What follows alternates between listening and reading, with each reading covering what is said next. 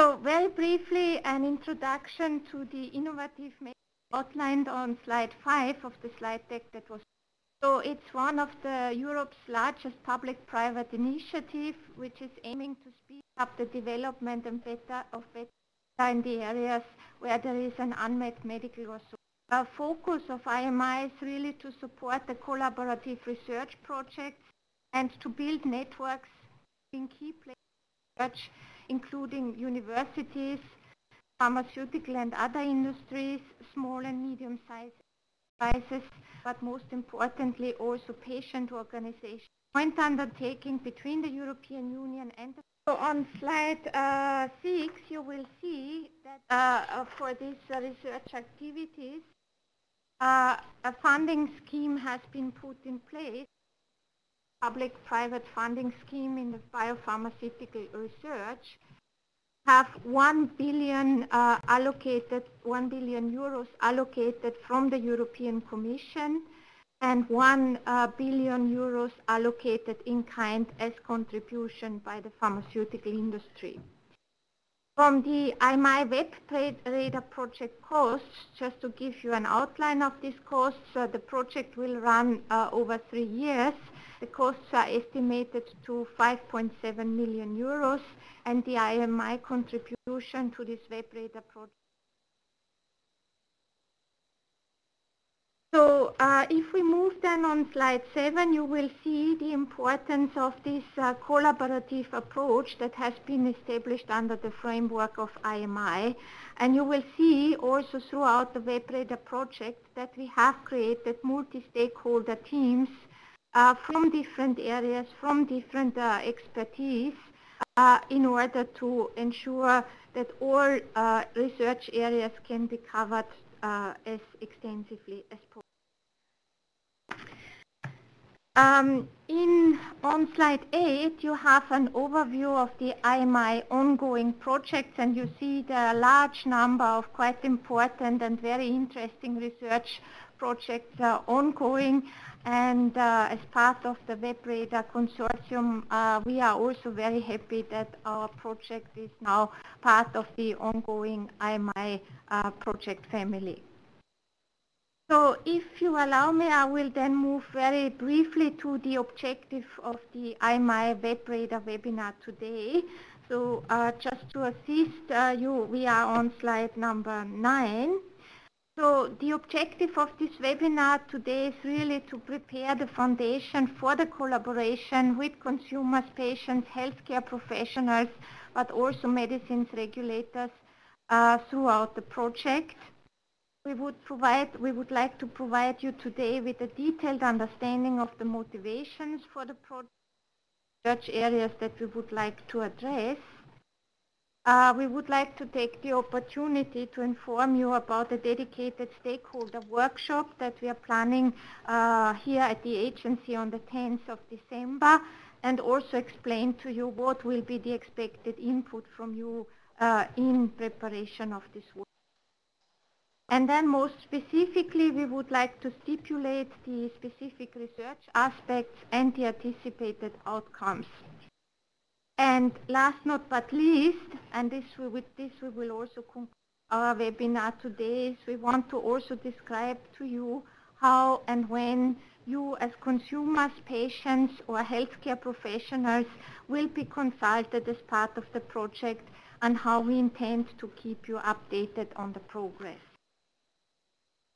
So here you have a reference on how we have organized the webinar today, and which sessions will cover the specific objectives of this webinar. So I will not go into the details, but would like to welcome now specifically my colleague Mick Foy from MHRA, and also our colleague Dave Lewis from Novartis, who will set the scene now and outline the goals and objectives of this quite exciting IMI WEB-RADR project. Thank you very much.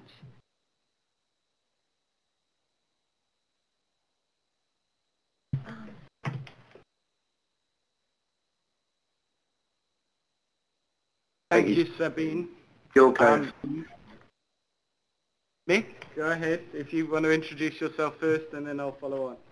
Okay, well, good morning everyone. I'm Mick Foy. I'm Group Manager of the Vigilance, Intelligence and Research Group at the MHRA. We're very pleased to be project managers for the WEB-RADR project. We're very excited about it. I think for the purposes of this morning, Sabine has captured very nicely the purpose of the webinar. In this section, Dave is going to explain some of the background to how the WEB-RADR project came about, and then I will take over and give a very high-level overview of the project's objectives. So good morning, and over to you for now, Dave. Thank you, Mick. In the same style, I'll introduce myself as Global Head of Pharmacovigilance at Novartis in Switzerland, which I sometimes forget is still part of Europe, if not strictly part of the Union. We've worked in the background for about 2 years on this project to get to where Sabine has described. Feels like quite an achievement already. We have still 3 years to go, and that is something that we want to work towards in a planned and organised manner. I think if I move into the slides now, really the goals and objectives are to explore where pharmacovigilance can be augmented and supplemented with today's technology. The basis of what we've got is the progression really from paper to a paperless system. I focus on slide 14.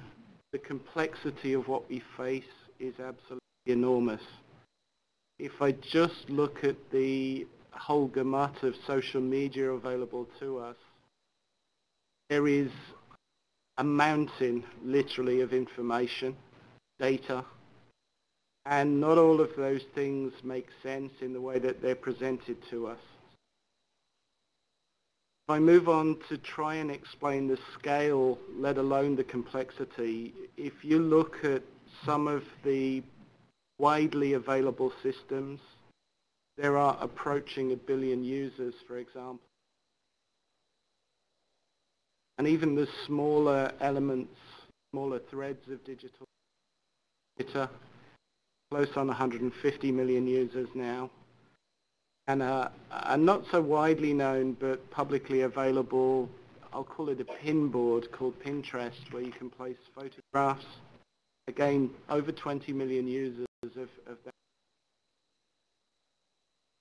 I think what I'll bring to the discussion today at least is an overview of how industry is using the various threads of social media, not just for the communications around disease, not just for mobile health monitoring, but also for improvements in public health.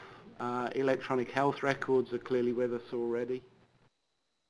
And even more, we're moving into aspects of what we're loosely describing actually have to attend a surgery or a clinic.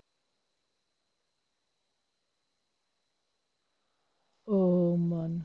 So if I move on to the next slide, what I'll focus on is that huge, largely unexplored landscape, how potentially the data that are out there in these various forms of digital media may contribute. Really, what I want to do is obey the regulations that exist and the guidances on pharmacovigilance related to social media. And I want to do that in a transparent way. None of this should be hidden to either the patient or the carer or the healthcare professional. The project really has two main threads. I'll tend to focus on the social media aspect and over to Mick on mobile reporting. What I'll do is at least introduce both themes. Mobile reporting, we're really looking to supplement additional systems with a mobile reporting app, such that anybody who wishes to report a suspected infection has that capability. Should make the app downloadable and as easy to use as is humanly possible. Then want to explore how that app can contribute to pharmacovigilance. Combine that work with research of social media as a potential source of both individual safety and potential signals of safety concerns. Those are really quite substantive challenges to tease out meaningful data, mass of noise. If I move on to the next slide, in terms of social media and the way we use it, everything that's out there is created by users. There are ways of sharing information, exchanging information, which when I was younger I would have appreciated but had no access to. Those channels are really loosely controlled. There are no strict rules about what you must do. There are really things that we should try and avoid. Out of all these various forms of message, sometimes it's really quite difficult to tease out. What we will aim to do is actually untangle the mess, pull out from the messages the text, the photos, things that are actually of relevance to pharmacovigilance.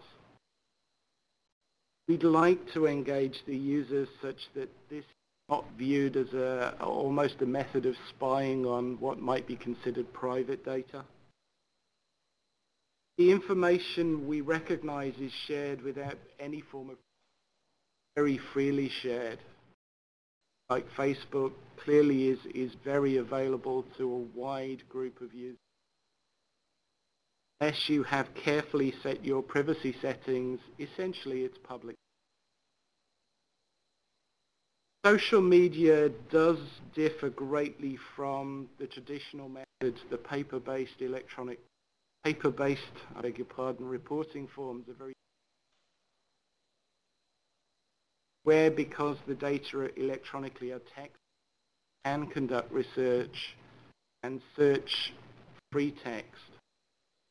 Very, very different in that you can make several interpretations without actually having the precision that you would on a paper-guided way of reporting the data. Challenges come into looking at what levels of quality we can obtain from this wealth. How far we can reach. I think geographically we'll see that the various forms of digital media are global. Our focus is predominantly Europe, but we may expect. We will look at how usable the data are. Are they actually useful to us? Do they represent a good level of information? Help us assess and make medical evaluations. Also the challenge of everybody has the right to privacy. And in some cases, postings that are made today may be removed and so are not permanent. Again, we have to apply careful controls such that the data we use is valid and verifiable and therefore worthwhile, at least adding to the research plan that we have. Moving on, the actual status of social media. The scope that we intend to cover is predominantly blogs and microblogs. I would use Twitter as the classic example of a microblog with a limited number of characters and therefore a limited amount of information content. Social networking sites,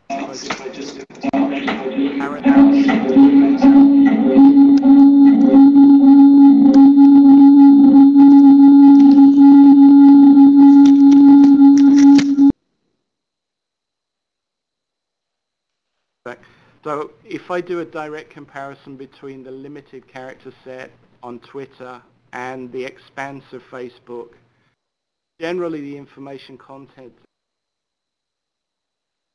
of Facebook is much, much more detailed and in-depth. Twitter, by comparison, is extremely limited. We'll clearly only focus on publicly available data from those digital media channels which are available to us. Make it clear the purpose for our data collection. Anything that's closed to us is closed. There is nothing publicly available that should be in a private domain that we will touch. We'll be using educated individuals and trained individuals to research the data and to look at the content. So some of the content we already know will be of limited use to us. Some will just simply represent noise, which we can't explore further. Some cases, the volume is just simply too big, and something like YouTube, the content is so vast that we couldn't plan to explore that in any depth. There is a problem with anything that is visual, photographs, videos and the like, in that we don't have tools for extraction of visual data. Text-based data is where we will focus. I think beyond that, the sources that are available to us, we will evaluate as we go along. We already, I think, have good evidence that Facebook and patient fora will be useful to us. Likewise for Twitter, there is useful data around drug safety in those places. From the industry side, I can say that my colleagues in the commercial and sales side of industry are very interested in digital media. They're using the various sources, the various applications to provide information about the medicines, provide disease information, communicate about the company itself, so commercial matters and announcements. More and more I'm seeing some of my colleagues actively listen to both patients and healthcare professionals to hear what they're saying about various branded medicines and to learn more about the feelings of patients and carers towards disease. There's a limited amount of use of social media for recruitment into clinical trials and to engage patients into discussion fora. But that is certainly not our purpose within WebRadar.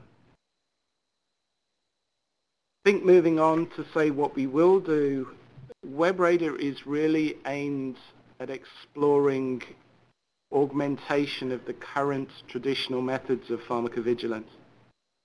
So our hypothesis at the highest level is that we can capture data, collate it, mine those data, conduct appropriate scientific and medical evaluation to give us some form of information or intelligence that will help us protect public health.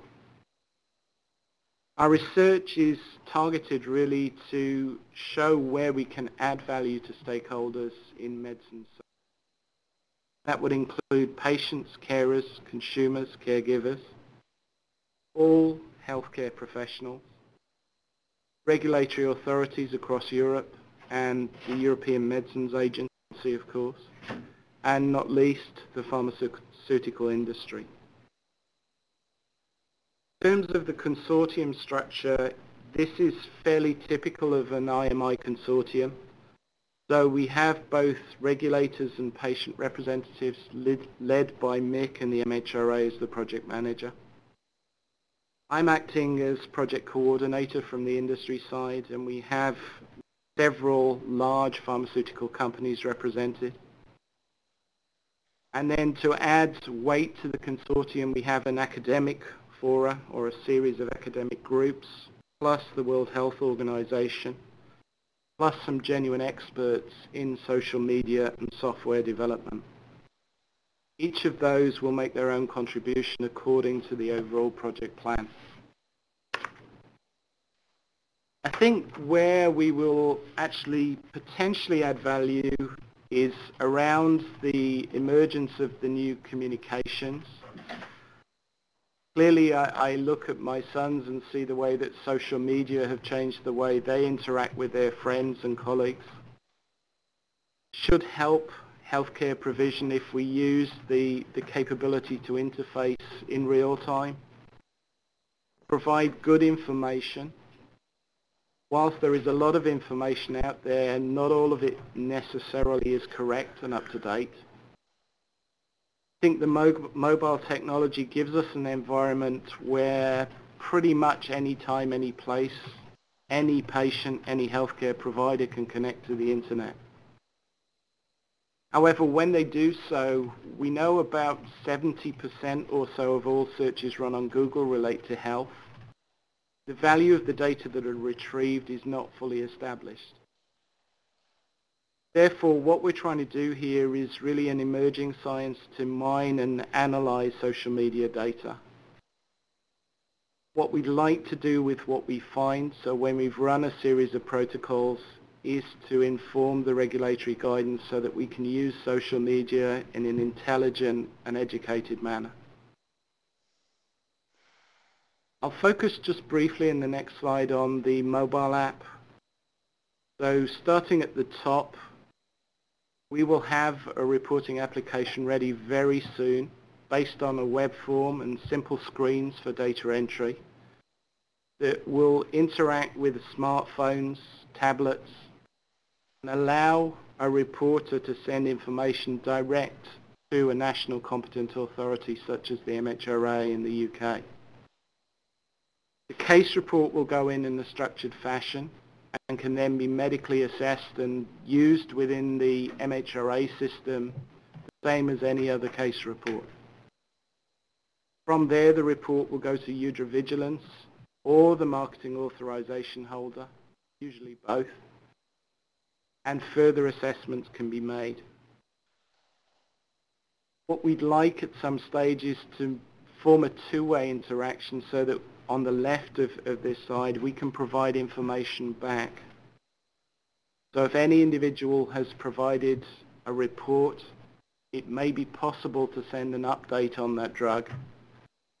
Usually I would suggest from the competent authority. Regular communication sent out, particularly from organisations such as the MHRA, such as Drug Safety Update, all of which is certainly relevant to drug safety. Pause at that point and hand over to you, Mick, if I may. Yeah, thanks very much, Dave. I'm aware that some colleagues have been struggling to keep up with the slides on the WebEx screen. So just for clarity, we are now on the slide that shows the project consortium, and it's excuse me, it's entitled Project Setup, or sorry, Project Design. I'm afraid I will be working off of my laptop as I need to move the screen forward to know what I'm talking about. So we're starting at the one entitled Project Design, and it shows the structure of the WEB-RADR consortium, how it's been split into various work packages. And what I'll do in the next couple of minutes only is to go through at a very high level what these individual work packages are seeking to do, what their objectives are. You will hear later on in the program at a much more granular level from representatives from each of these work packages. So my task now is just to give a very high-level introduction. I think the importance of this slide, though, that you can see here entitled Project Design, is that it shows that there are technical work packages for both the social media platform and the mobile reporting platform, and they are underpinned by scientific evaluation, the research component of the WEB-RADR project. And then developing all of that is work package one, the governance and policy. It's very important we considered when designing the project design that the policy area is key to and part of the ongoing work in the technical and research environment, so that the governance and the policy areas are keeping up to date and therefore being able to make good recommendations based on the technologies and the research coming out of the project. So moving on to the next slide, work package 1 is this policy area. And the intention out of the policy area, and you'll hear more from Sabine later on, is to develop a policy framework on the use of devices and social media for pharmacovigilance purposes, both in the reporting and surveillance, but also in the communication.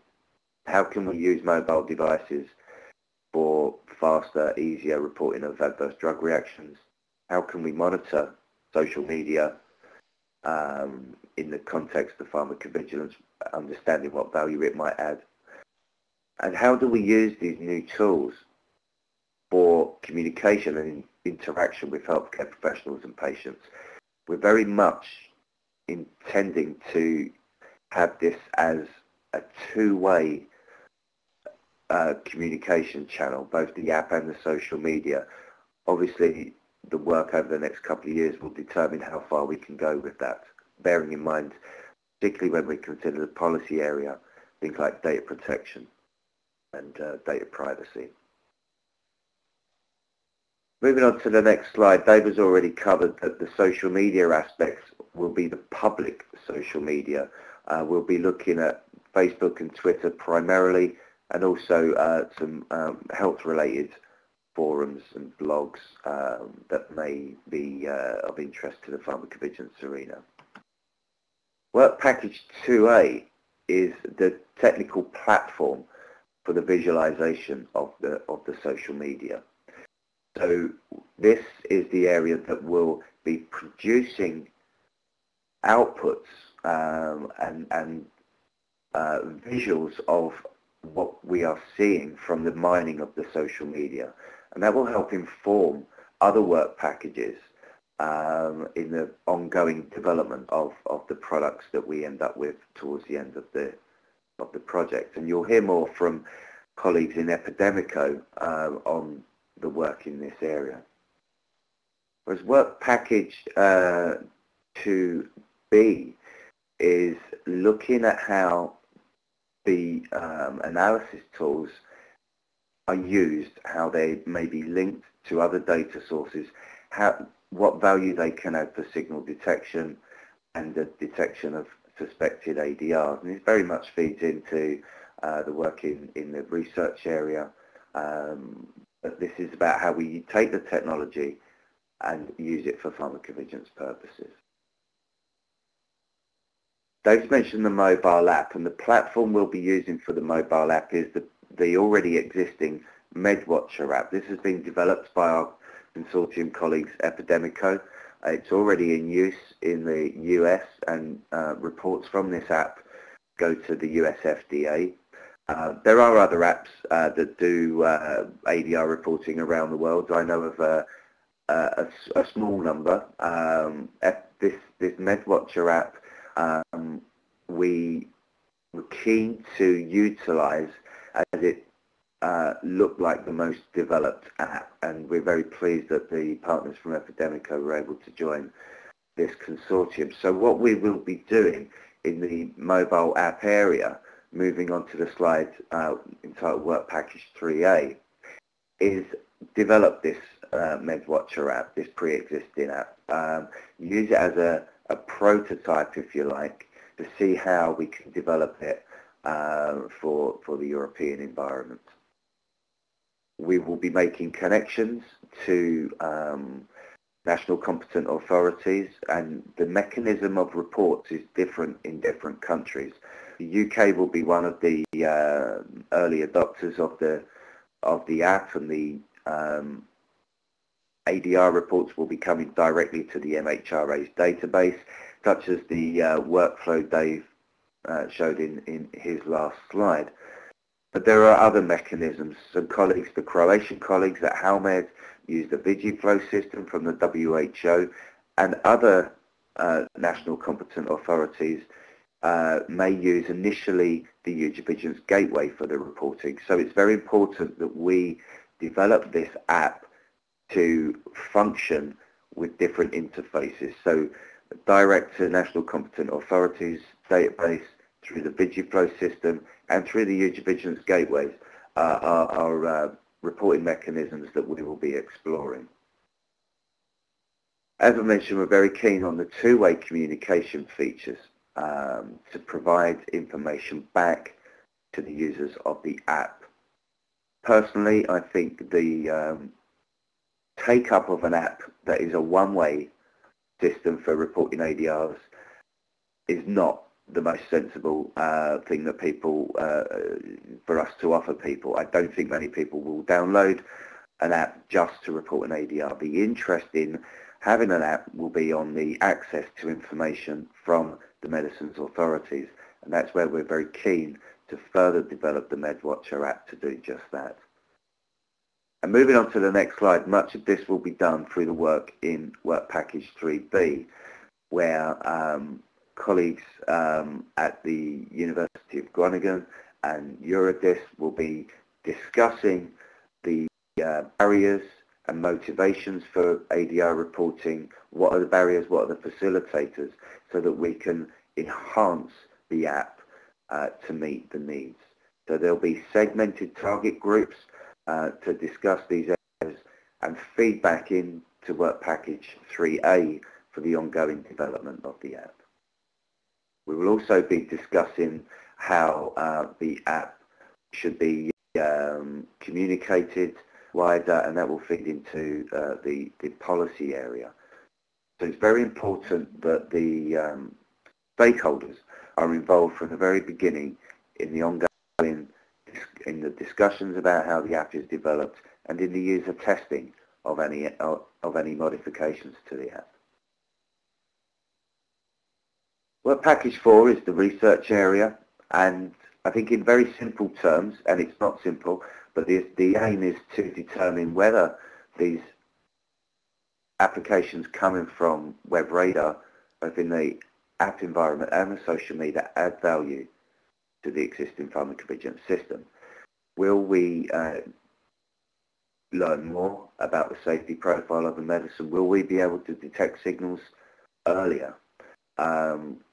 Will it lead to a new dimension in ADR reporting? We'll be comparing, and you'll hear from Munir Mohammed later on. We'll be looking at how reporting through the app compares to the more traditional reporting. And a subject that I think is very interesting is around geopharmacovigilance. What will the opportunities from social media be able to tell us about what's happening in a particular geography?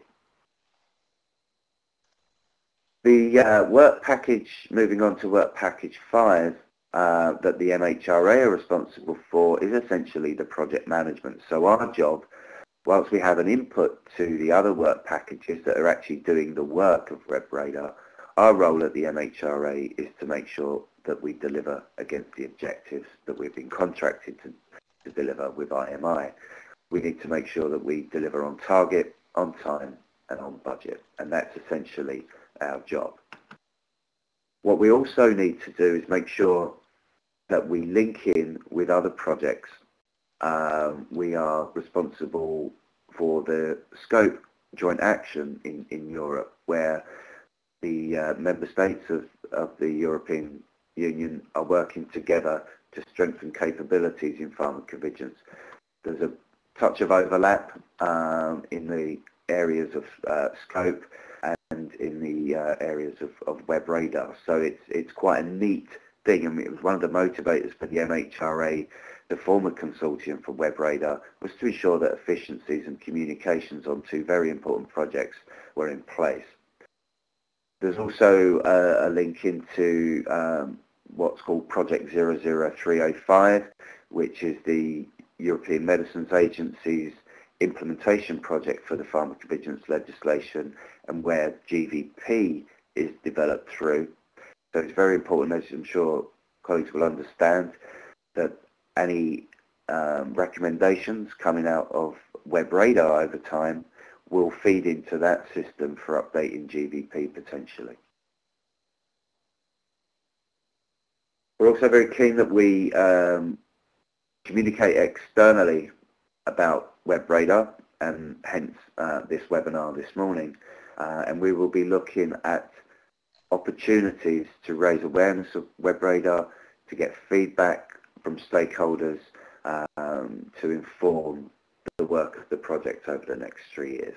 So we'll be looking at opportunities such as through DIA, the User Vigilance Expert Working Group, EU2P, etc., to keep colleagues and stakeholders informed. So I think that's all from me. I think in summary, how I would sum it up at the beginning of the WEB-RADR project is that we know that traditional systems for pharmacovigilance, both with regards to ADR reporting and signal management, are changing. New technologies are in existence now and they offer new possibilities for pharmacovigilance, and the WEB-RADR project seeks to investigate this and develop tools and recommend policy to underpin this. So please keep in touch with us, watch this space, and join any future stakeholder meetings. I'll hand back to Sabine now, and thank you very much. Mick and Dave, thank you very much for this introduction to the overall project. And we will go now into the specifics of the different research areas in a few moments. Now that you have a better understanding of the overall objectives and deliverables of the project, please allow me to very briefly come back to the dedicated stakeholders workshop on the 10th of December. So a very brief outline where it will take place. So we will organize this workshop here at the premises of the European Medicines Agency. We are working on the workshop agenda, so this workshop agenda will be circulated to you by mid-November. And just to give you an outline, so the workshop agenda will in principle mirror the different research topics that we are presenting to you here during this WEB-RADR webinar. The emphasis, as I said today, is really to provide you with the insight of the different topics so that you have a better understanding, and the workshop will be very interactive where we would like then to have your specific input. Which brings me then to the next slide, on slide number 40. As I have mentioned already, as part of the project we have foreseen a strong stakeholder involvement, and the stakeholders with whom we would like to work specifically as part of this project are the members of the Healthcare Professionals Working Group, the Patients and Consumers Working Group, members of the Pharmacovigilance Risk Assessment Committee, the User Vigilance Expert Working Group, and of course also members of the IMI WEB-RADR Consortium. And in addition, we will aim to work with experts in the area of social media, medical ethics, data protection, and also medicines regulation. And also here we will see how we can further involve colleagues from other international agencies as well. So as part of the workshop, what is the expected input from you as our concerned stakeholders? So following the webinar, we are aiming to circulate a questionnaire in the first week of November with a set of high-level questions where we would like to obtain your input, which is very important for us in the organization of the workshop. We would like you to present your feedback, your initial feedback on the questions that we have put forward to you as part of the workshop, and then interactively discuss with us your specific needs, your expectations, and perhaps also your potential concerns. So for us, the early stakeholder input is really essential. We want to recognize what are your specific areas of interest. We want to understand what the project should accomplish to maximize really the public health benefits. But also, quite importantly, we want to make sure that also the ethical and personal data protection aspects are addressed upfront as part of the project. And last but not least, as you have seen, we are also anticipating an evaluation of the benefits of these tools that are further elaborated and researched as part of this project. and this will be important for us to determine the indicators of success. So with that very brief introduction to the workshop, where we will take then further questions at the end of the webinar, I would like to hand over now to the leaders and co-leaders of the research topic, which is dedicated to the use of mobile technologies for adverse drug reaction reporting. And our next speaker will be Raphael van Emmeren from Amgen, who will start with this topic. Thank you very much, Raphael. Thank you, Sabine, for the introduction and for all the helpful information on the workshop that we will have beginning of December. So good morning, everybody. My name is Raphael van Emmeren. I work for Amgen for a bit more than over 10 years in the safety departments, and before that I have been working in pharma industry in various departments, manufacturing, regulatory affairs including. I will be giving this presentation on behalf of Peter Mol, who is a researcher at the University of Groningen. He could not attend this call today, but yeah, obviously he is the lead of this work package 3B, and he has been giving already some insights what the plans are on what kind of studies he wants to perform, obviously also in collaboration with other colleagues.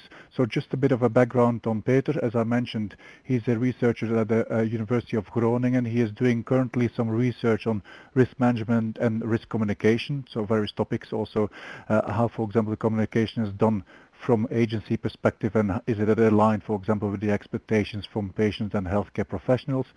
On the other hand, he is also a senior clinical assessor for the Dutch MEB, so the Medicine Evaluation Board. So just to give a bit of background on Peter.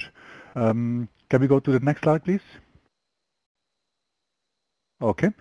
So in work package 3B, we have obviously our objectives, and I think both Dave and Mick, they kind of went already through some of the, let's say, the high-level objectives of work package 3B, and it is indeed, as you can see here on the first bullet point, to identify really what could be the barriers, or what could actually be helpful, what could be a facilitator of the usage of a mobile app. And I speak here in a generic way of a mobile app, because what we want to do, and maybe I can also, let's say, elaborate on that, it's obviously not only Peter Mol who is leading the work package, but we have also other key members of work package 3B, and on the call are definitely also Alistair Sutcliffe from the Institute of Child Health and François Rouillet from the Eurordis organization. So those researchers, if I may call them in that way, we will really look at, for example, what are the drivers for the users of the mobile app. Why, for example, are they interested in reporting AE from healthcare professional point of view, or maybe from industry point of view that I represent a bit. For us, it is always obvious that somebody wants to report an AE, but maybe not always for a patient, and maybe not even always for a healthcare professional. So in order to maybe maximize the usage of a mobile app, it is really good to understand the drivers.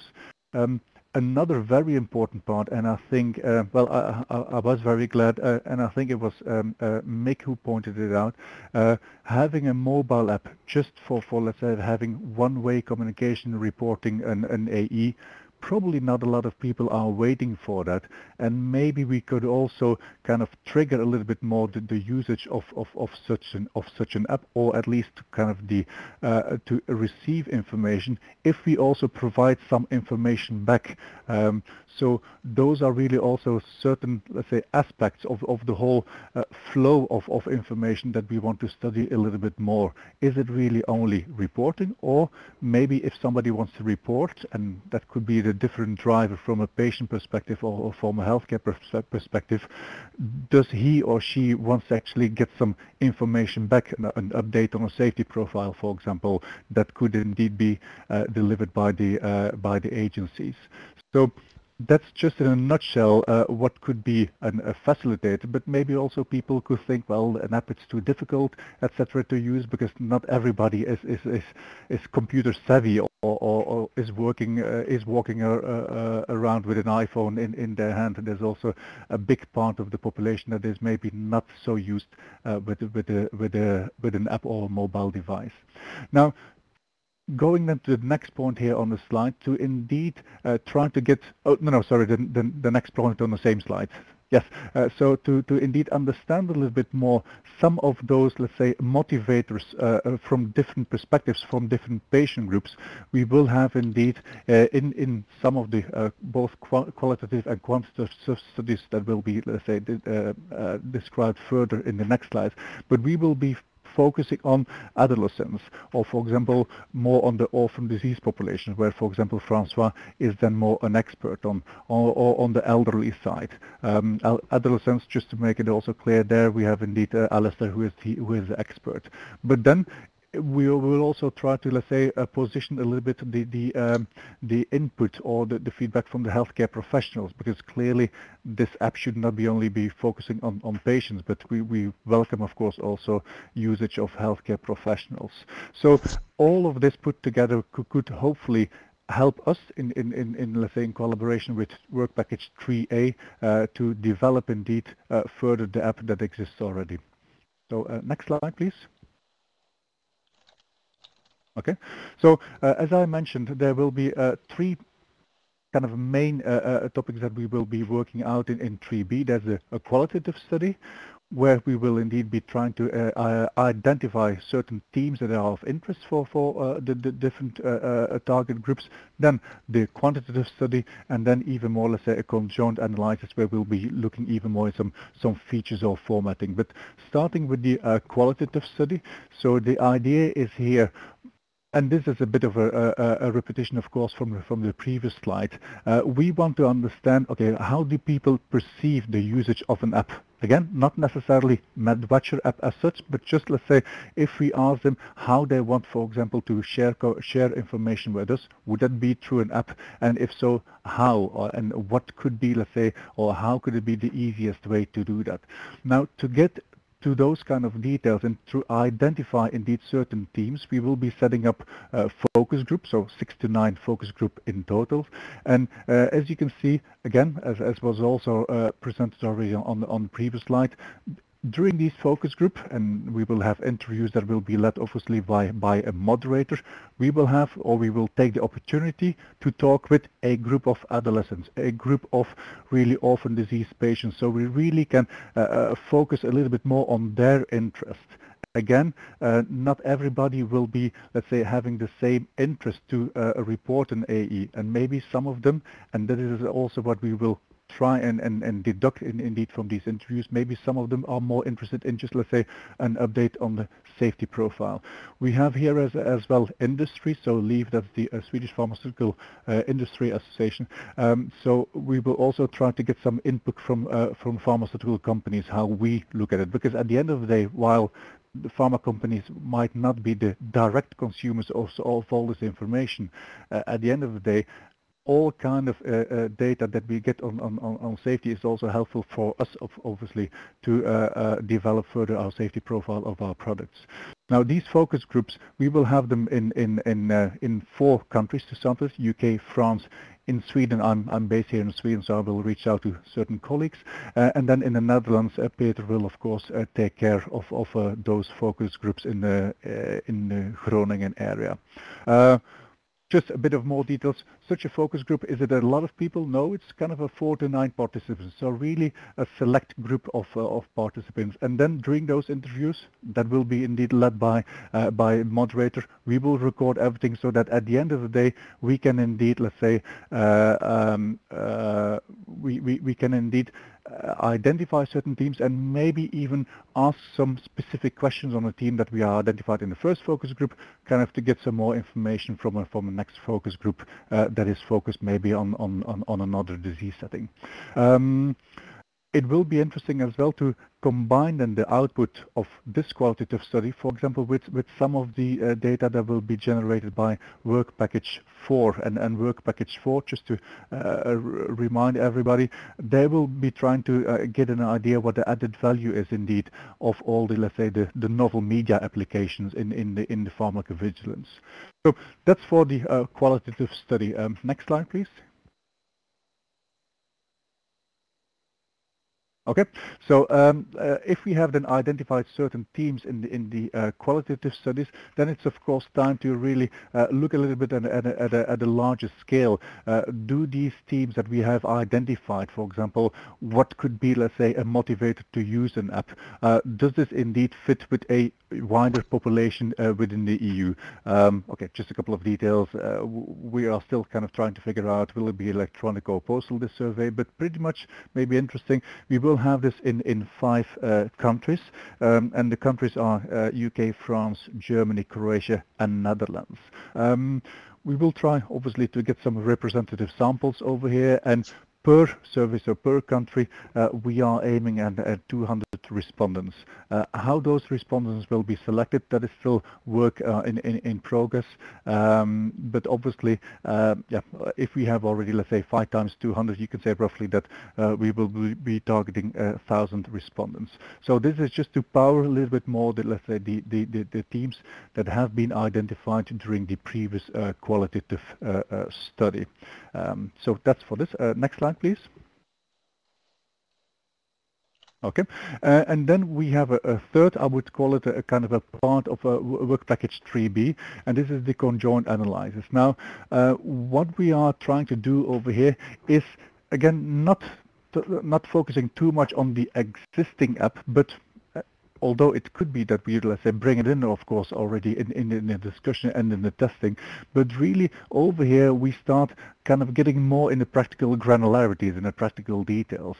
For example, really asking, and this will be done in a lab setting, which means that you bring, and we are talking about 100 users, kind of contraceptive, oral contraceptive users, you bring them together in an environment that you control. So you give them a mobile device in their hand, and then you ask them, okay, if this, for example, message would be worded in such a way, would you be, let's say, be more motivated or less motivated to report something? So what we want to do is indeed use different wordings, or for example, and it's getting, of course, very hands-on over here, but different wordings, maybe different features, different colors on how people could react on the usage of a certain app. As you can see, the lab setting, it says here, lab setting, University of Groningen Marketing Department. Now, you shouldn't get too scared of it. It's not that we're trying to sell something over here, but the idea is really, again, coming back a bit to Mick's point, the idea is that we try to collect as much data as possible so that we could, well, not ensure, but that hopefully we will be able to add some let's say, input into Work Package 3A so that the app can be positioned in the right way. Because maybe if we just copy and paste the US MedVatcher app in the EU, maybe it wouldn't work very well. So we are really trying to get over here a little bit more, let's say, the very consumer interest, how they want to use this app. So that is then indeed done in this conjoint analysis, and there we're gonna ask, like, how eager are you, or how much do you like, for example, a certain wording? You play them with certain rankings, you give scores to different possibilities, and then of course based on that you run some statistics on it. And then as the last part, I have kind of added here on the conjoint analysis, although it will be also a survey on itself. There we will really follow or send out a survey to 100 users of the app itself, of the MedVatcher itself, after it has been deployed in the UK, because that will be the first deployment. So those are some let's say, thoughts and some ideas that we want to work out, obviously, further in more detail. But I hope that all of you can get now a flavor of what we try to do here in 3B, i.e. Deliver input from user perspective into the Work Package 3A, that is then indeed very much more focusing on the development of the app itself. And on the next slide, you can find over here. Yep. So all the email addresses from not only Peter but also from Alistair and Francois from the Institute of Child Health and Eurordis. Also my address if you have some more if you have some more questions or you want to get some more information on our activities. So that's it, Sabine, from my side. Thank you very much. And before we take any questions, we would like to complete this session, and I would like to hand over now to Nab and Carrie, who will give you a short outline of the app as such. Thanks, Sabine. My name is Carrie Pierce. I'm a project manager at Epidemico, and actually our colleague Stephanie Bodem-Parsonen from UCB is going to be presenting the first half of the slides, so I'm going to pass over to her briefly. Thank you, Carrie.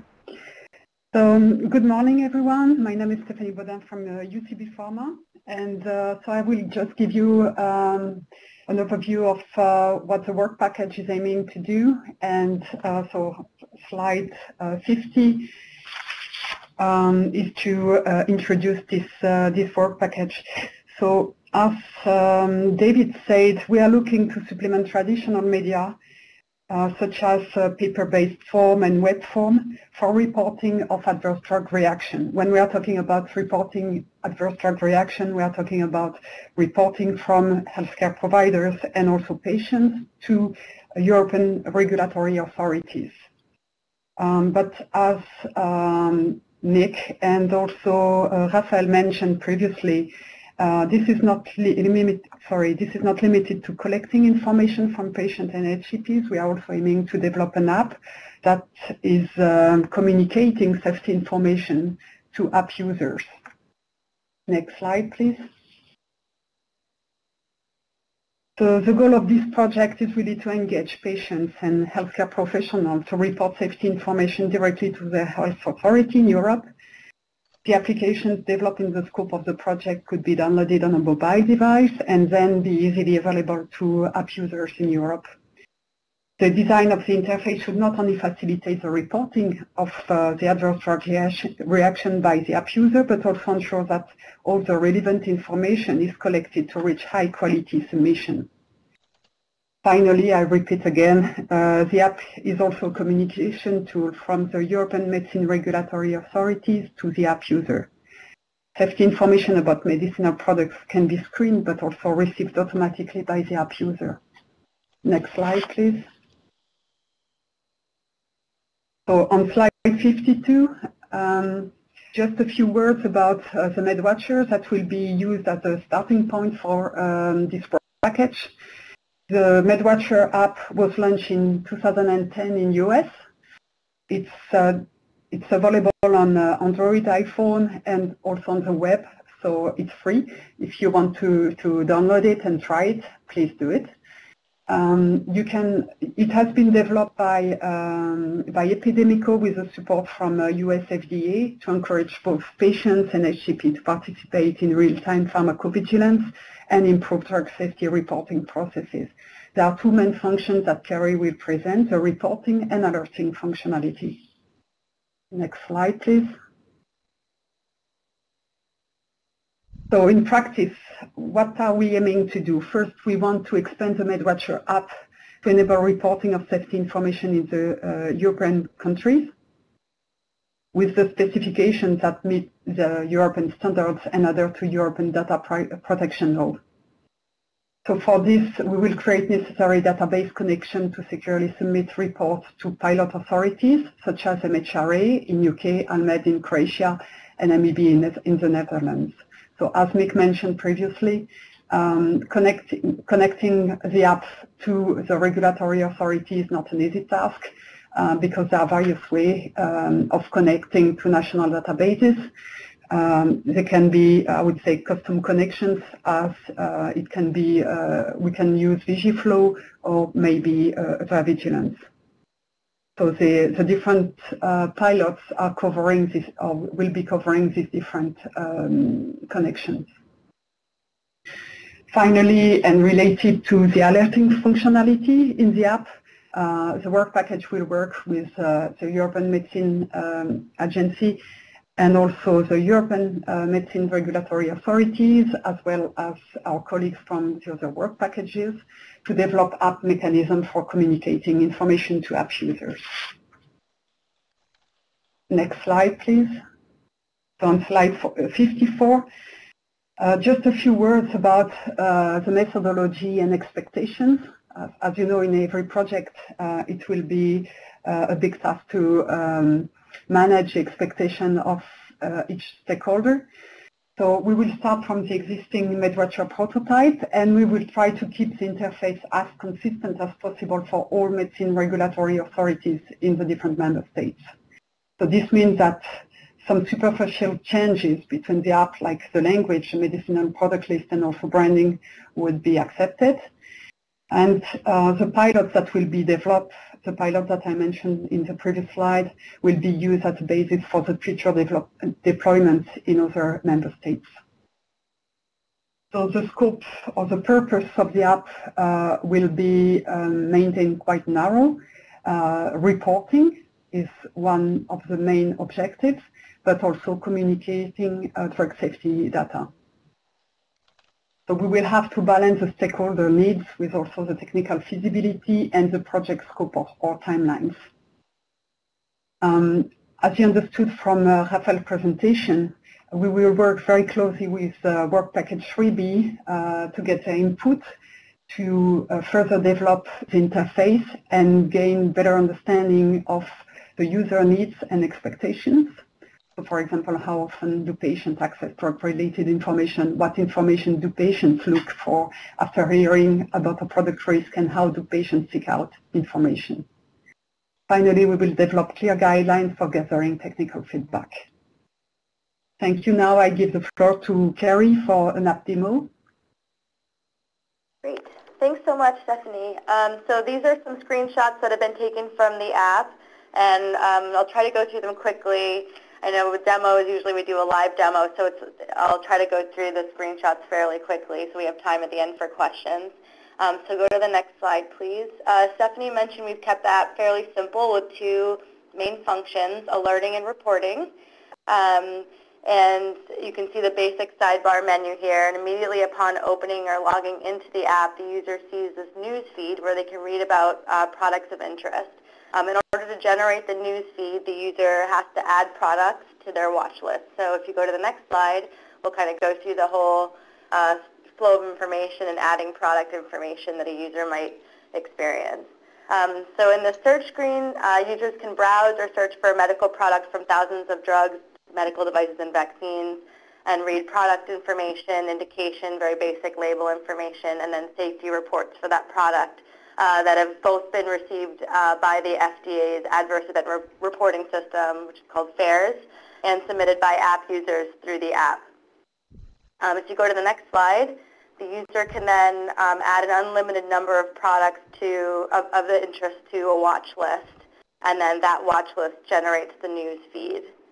The next slide, please. So the news feed provides safety information about medical products from a variety of sources, and these are gathered from informal channels, news media, we use Google Alerts, or scientific articles. So in this screenshot, you can see there's a flu mist article that we've gathered for that product. And then the next slide shows our other two types of news information sources. So on the left, we have a formal report that has been received by FAERS, and on the right is a MedWatcher report. So we receive the other data sources are from regulatory agencies. That will be safety issues, label updates and warnings, or an adverse event like this one on the left from FAERS. And then on the right, other safety reports, such as the ones that we get from the app, which are anonymized user submissions that have come from within the app. So both the FAERS and MedWatcher reports have gender, age, and report date information, as well as a free text description of the event. And you can see from the examples here, the FAERS reports are fairly structured with formal language compared to the MedWatcher submission on the right, but they both contain quite a bit of useful information. Go to the next slide, please. Then the app provides a very simple report form for users to submit an adverse drug reaction to regulators and then also share their experience with the MedWatcher app community. So that's something that users of the app understand when they're submitting a report in the app, is that they're reporting it to the FDA and then also sharing it anonymously with other users in the app. And we worked with the FDA to pare down the report form from a lengthy 8 pages to a very user-friendly 4-step report process. It only takes a few minutes for users to fill out, yet still contains all the necessary pieces of information needed for a safety report for their database. We tailored forms separately to the public and clinicians, and we expect to do the same for this project. And then after the user fills out the report form is reviewed briefly for quality through a semi-automated process.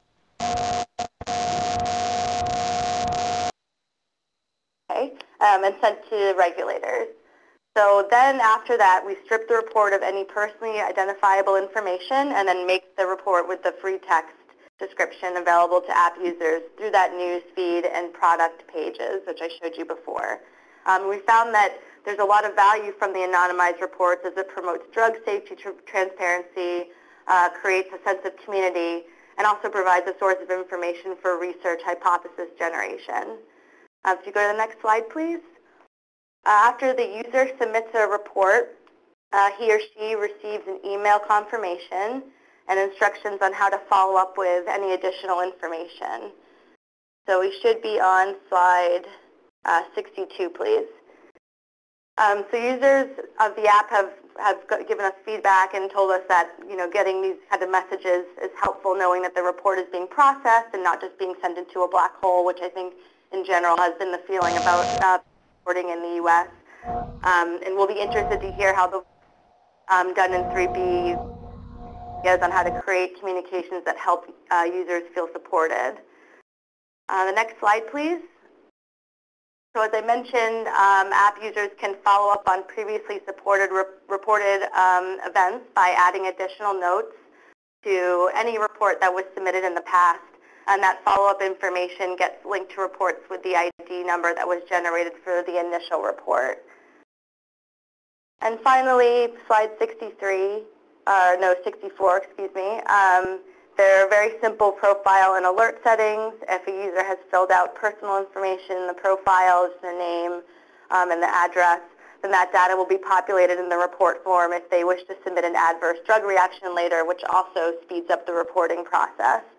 And then for profile settings, the user can enable push notifications for alerts on a smartphone and then also share their location via GPS.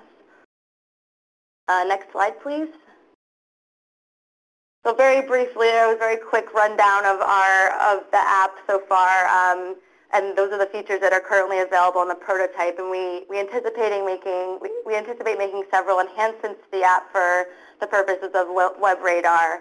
And some of the features that we've discussed already for WEB-RADR include the ability to submit a photo via the phone. This would be useful for any physically apparent adverse drug reactions like a rash. Attaching or uploading a file such as lab results or an X-ray file, and this will be incorporated once we move to the E2B R3 format later on in the project. Scanning a product barcode or typing in the barcode number would be useful for both product identification and product quality issues.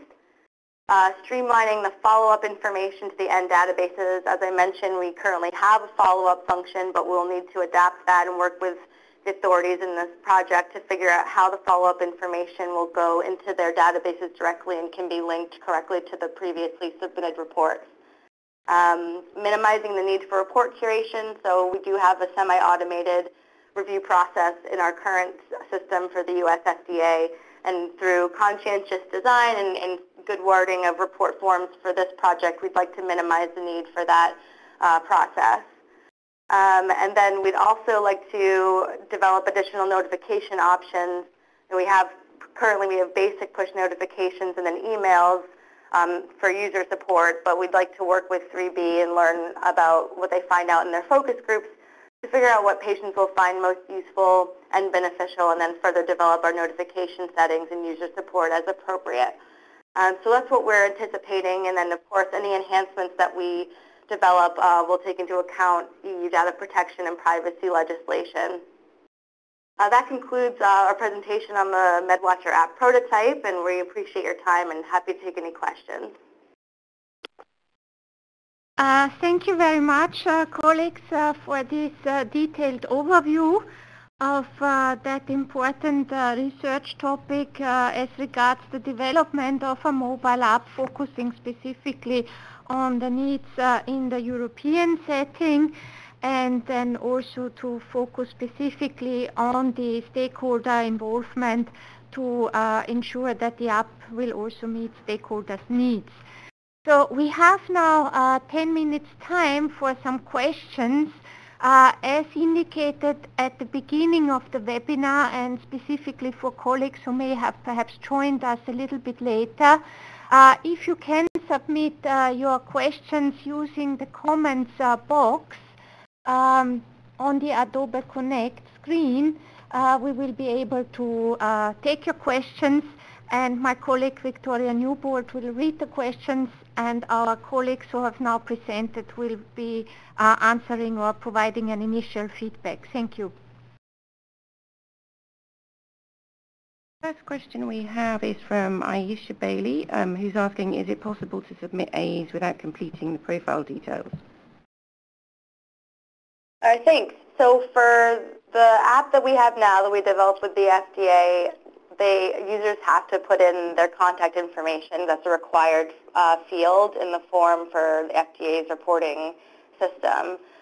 For this project, I mean, I think this is something that we would discuss with the authorities and seeing what fields are absolutely necessary.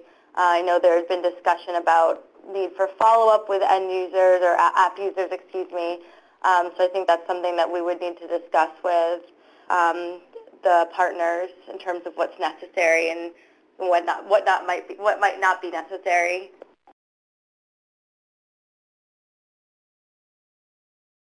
Yeah, I think Mick would like to comment as well.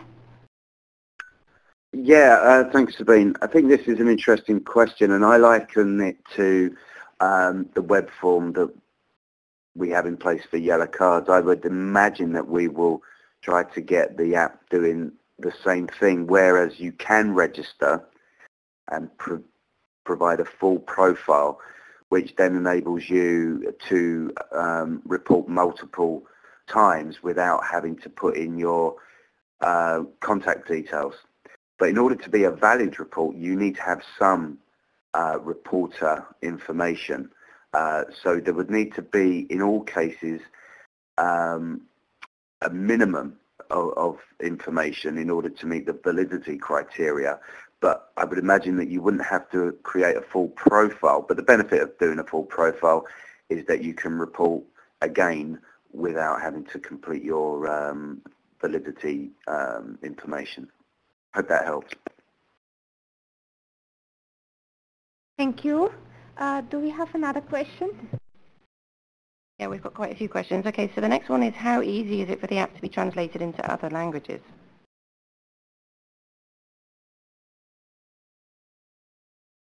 That should be fairly simple. I mean, the changes that we're thinking about implementing will be superficial, so it will be the branding and then just translating the languages. So we have quite a few speakers of different native languages on our team. And we'll work with the partners here in terms of getting resources for translation. So that should be fairly simple, and then wording it correctly so that the messaging is consistent with what the authorities wish to have it saying.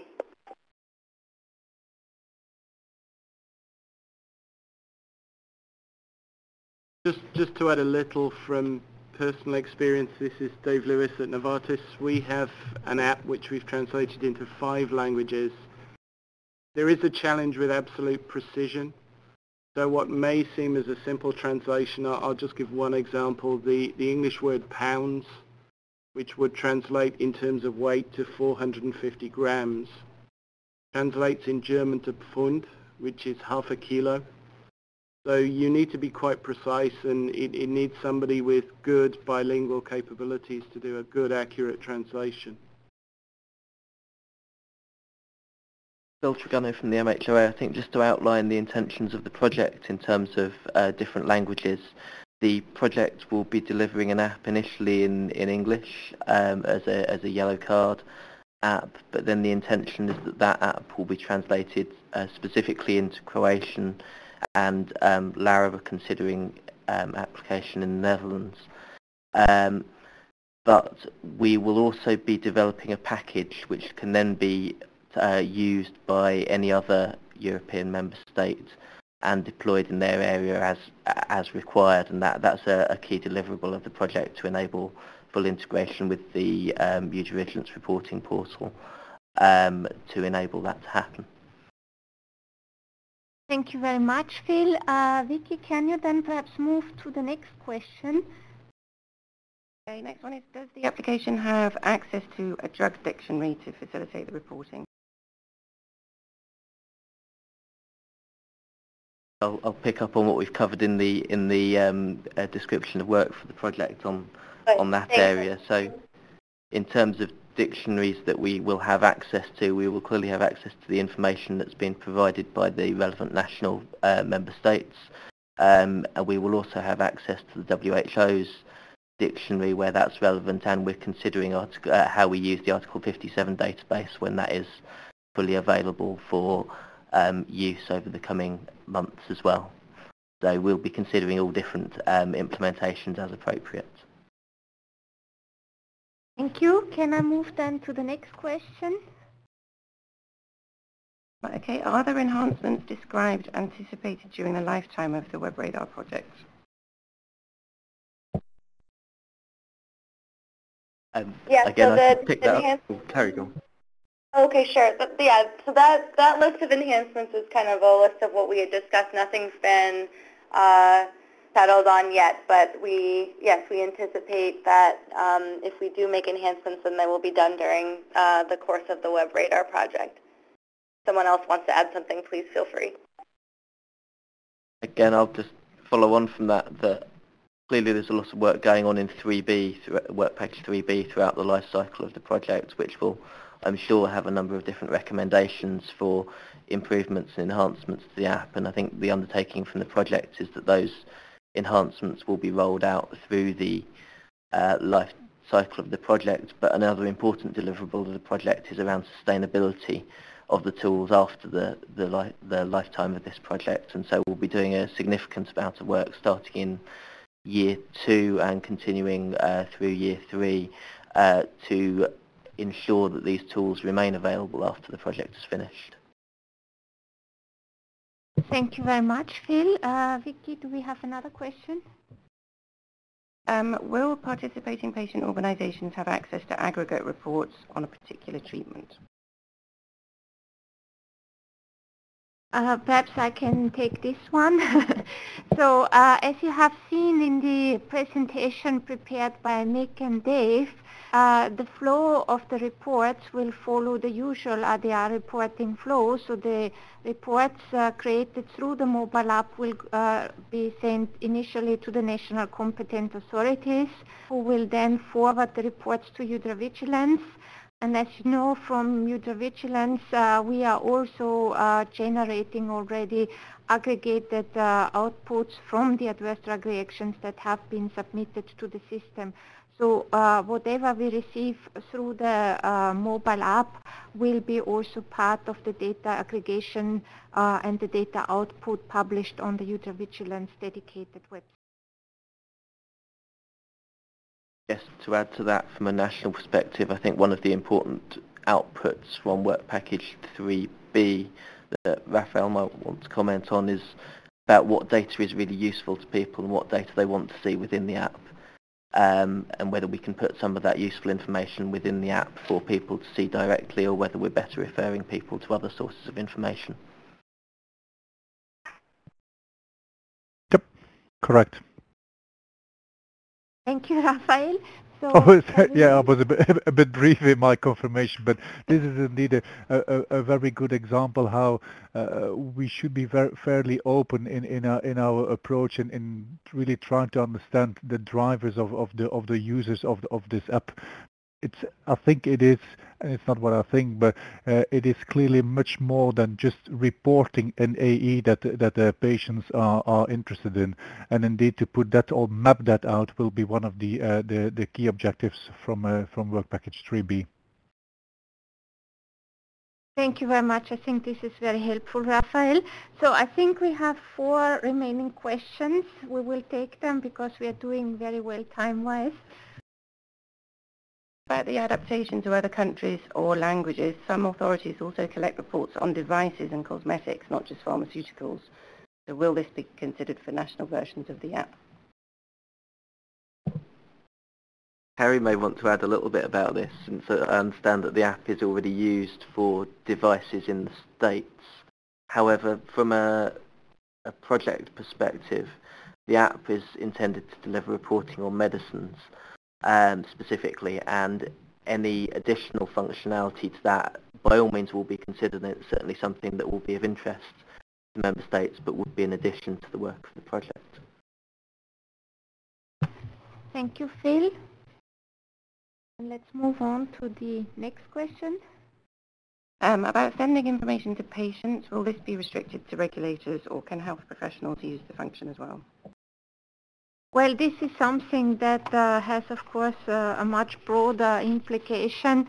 Our main focus as part of the project will be really communication of safety information from medicines regulatory authorities to healthcare professionals and patients in line with the current setting that we have in place.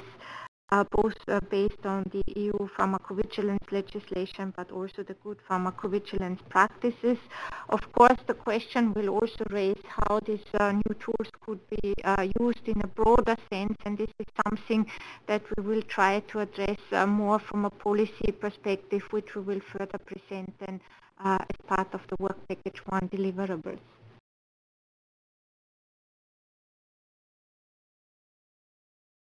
How will the national drug list be adapted?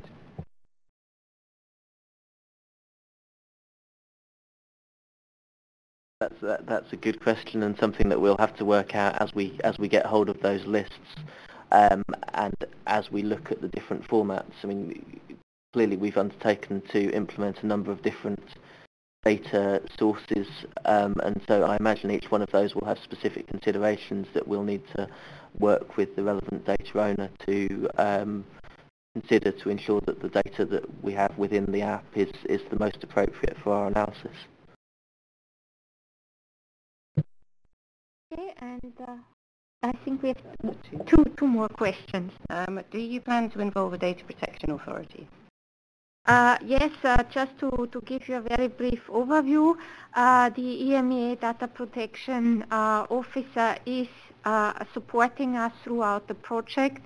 Of course, the medicines agencies who are participating throughout the project will also need to liaise with their local data protection authority in order to cover all aspects of personal data protection, as was already mentioned. To add to what's been said, the Novartis Data Privacy Officer will add further advice from the industry side. We'll have an appointed data controller, and we'll remain compliant with the European Directive on Data Privacy. So we actually have a specific policy document to protect data and to retain what is private as private. I think to further add to that, as well as the data privacy aspect, the ethics of some of the activities that we're completing, and when it's most appropriate to contact a patient, when perhaps we should just be making information available, will all be important considerations and will be things that will be looking to be discussed in detail at the stakeholder meeting on the 10th of December. Okay, and then the last question. Last question is, what is the guidance for stakeholders regarding information that we come across regarding our company products, and should we be feeding back to our safety departments? I guess there's only a very broad answer I can give to that. The rules and regulations apply to electronic data the same as they do to paper. So follow the rules, obey the law, nothing changes. Thank you, Dave. And just to summarize, so whilst we are currently focusing on this research project, for any other initiatives which have been started, for instance, by pharmaceutical companies, there is currently clear guidance provided in GVP Module 6 on, for instance, how to report adverse reactions from social media. So please follow this guidance as Dave has said, and if you have any additional questions or points for clarification, please send them to us and we are happy to address them as part of our usual pharmacovigilance support activities. Okay, then thank you very much for all your questions and following our discussions.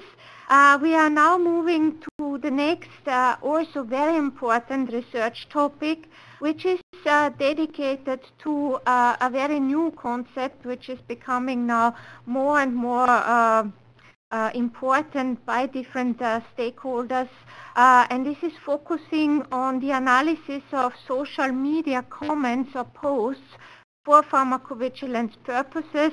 So you may have seen that a lot of research is now being done on social media, but this topic is really focusing on the use of social media and how it could be potentially used to support pharmacovigilance. And for that, I would like to welcome our colleagues John von Stecklenburg from Johnson & Johnson and Johan Elenius from the WHO UMC, who will start with this introduction of the topic, and then secondly, we will have a short presentation on technical tools which can facilitate the visualization of data which have been collected from social media and how they can then be further used for signal identification. I hand over to you, John. Thank you very much.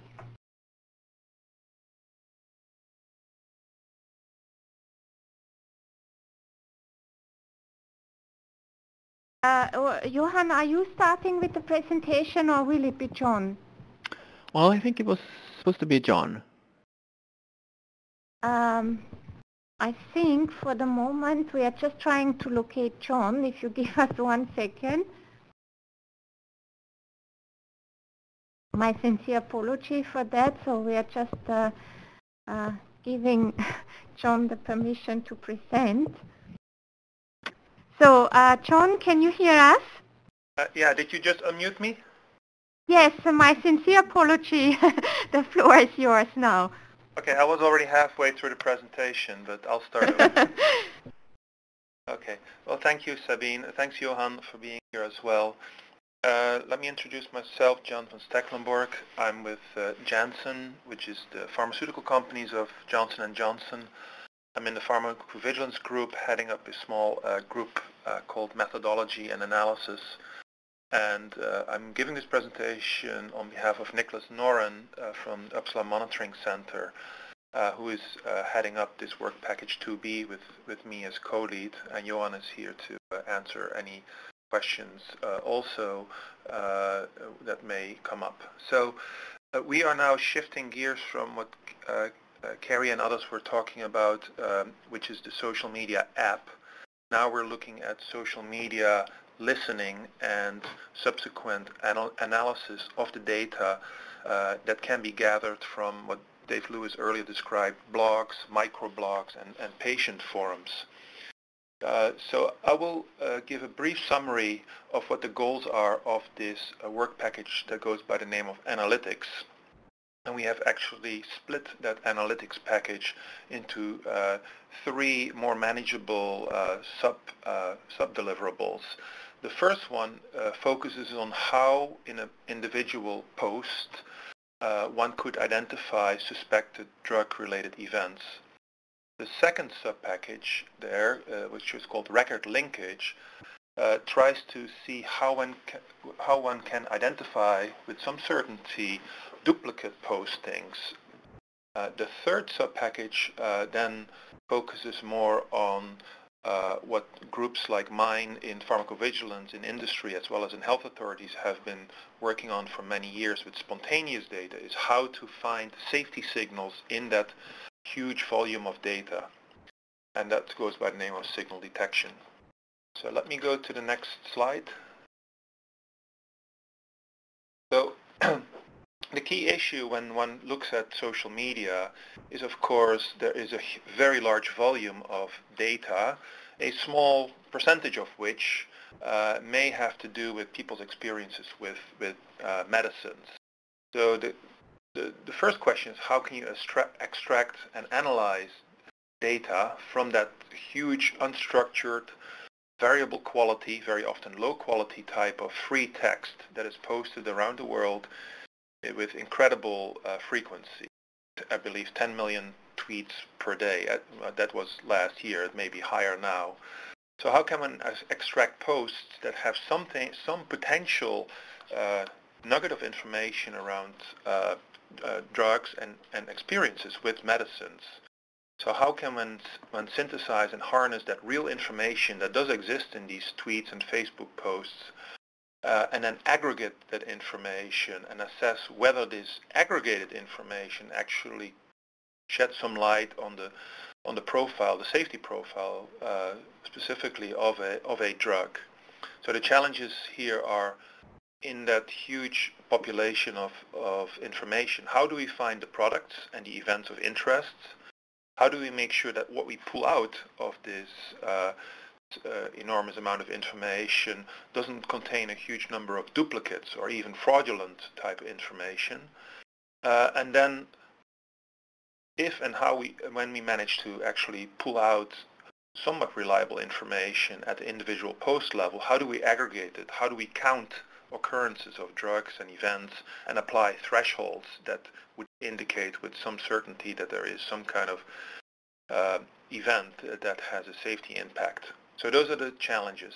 Let's go to the next slide here and talk about the first package, the first sub-deliverable really, which is how can you identify posts of interest.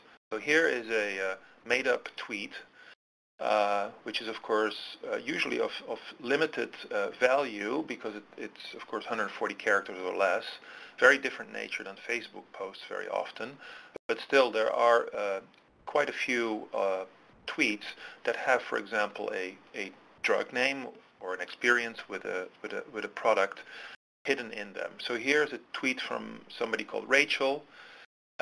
She mentions two drug names that may be misspelled. Vibrit is one that's circled there, and then some kind of experience with this product, and she mentions that she had brain zaps, whatever that really means. So if you look at this as a human healthcare professional, you may recognize a product and you may recognize an event of interest. So how can that be done programmatically and in huge volume? That is one of the key questions. So there are some algorithms available, but we intend to improve on those. So if you go to the next slide, here are, for example, names of products, of drugs that may be mentioned in tweets or Facebook posts or patient forums, discussion forums. And these actually do occur in this form. If you go to the next slide, this will hopefully bring home the idea that this is sometimes not so easy to recognize if it's a valid drug because there are misspellings. There is sometimes slang for particular very popular drugs. There are truncations and other kinds of variations on the way people would refer to products. So that's challenge one, in individual posts with some likelihood of success extracting the drug names, posts that contain a valid drug name. But that's challenge one. Challenge two, that's probably even harder if you go to the next slide, is looking at the event. So here we saw in that tweet that Rachel mentions something that happened to her and she describes as a brain zap.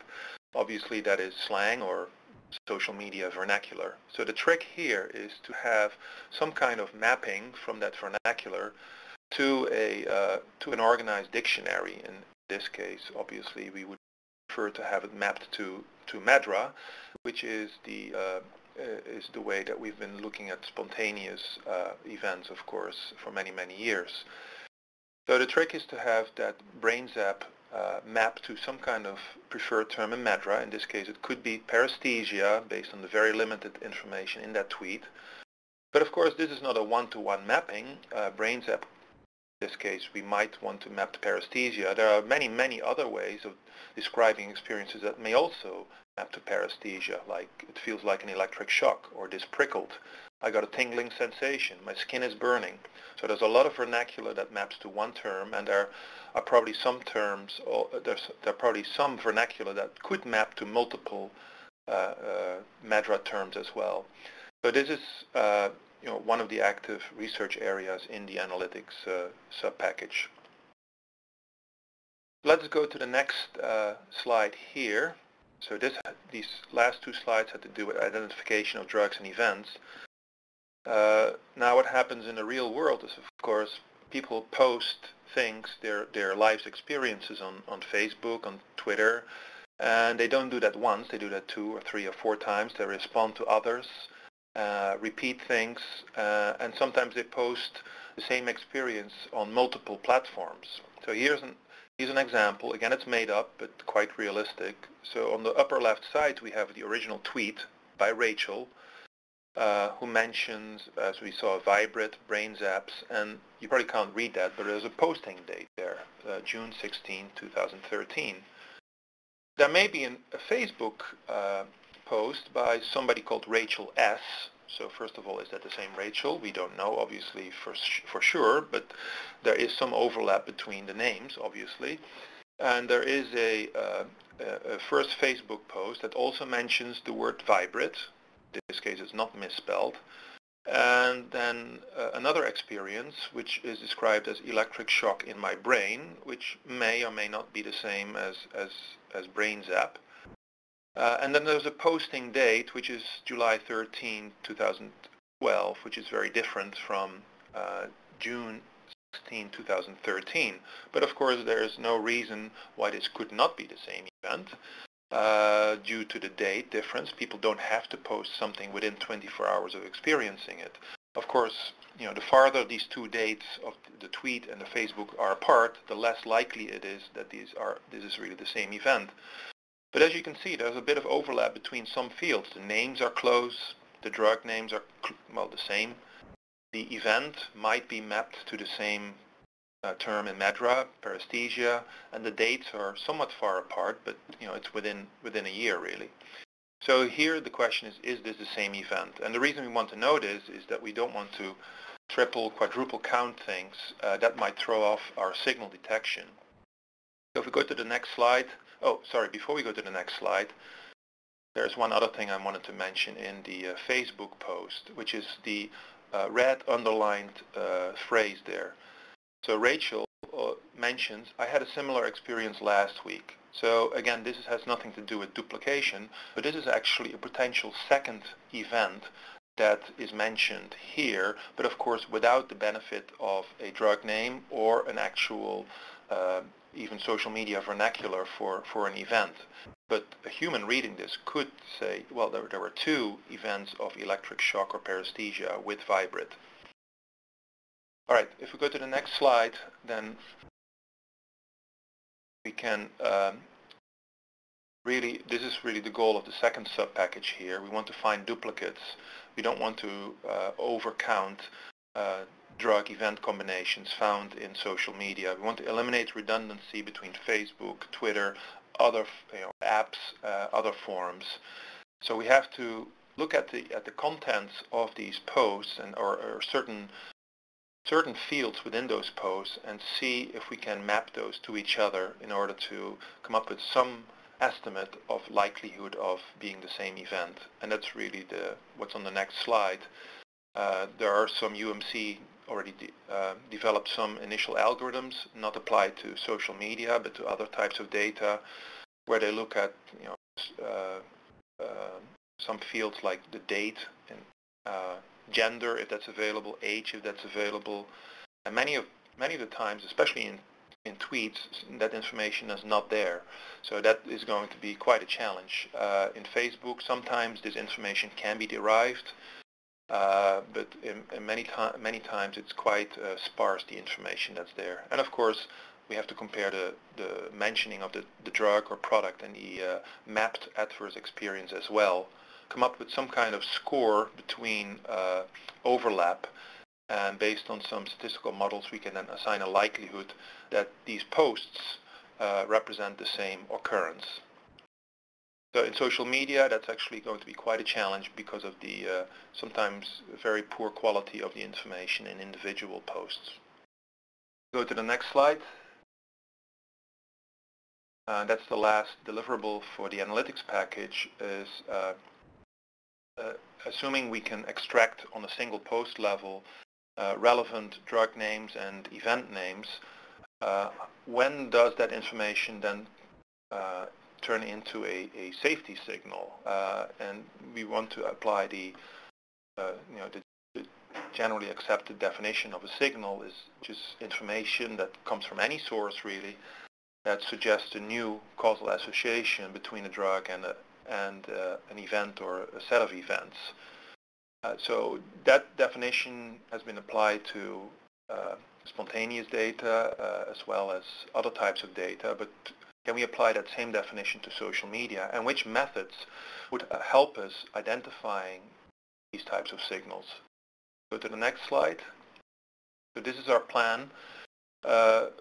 All the regulators as well as pharma companies and organizations like UMC have developed a set of basically standard approaches focused mostly on spontaneous reporting databases that allow us to pull out events of interest for a drug. Many of those are based on standard time trending methodologies or what's called disproportionality, meaning which event stands out for this drug compared to all other drugs. So those types of standard approaches can be applied to social media, but we want to investigate, that's step one, we want to investigate if the nature of the social media data would prompt us to modify those existing methods. So that's step two.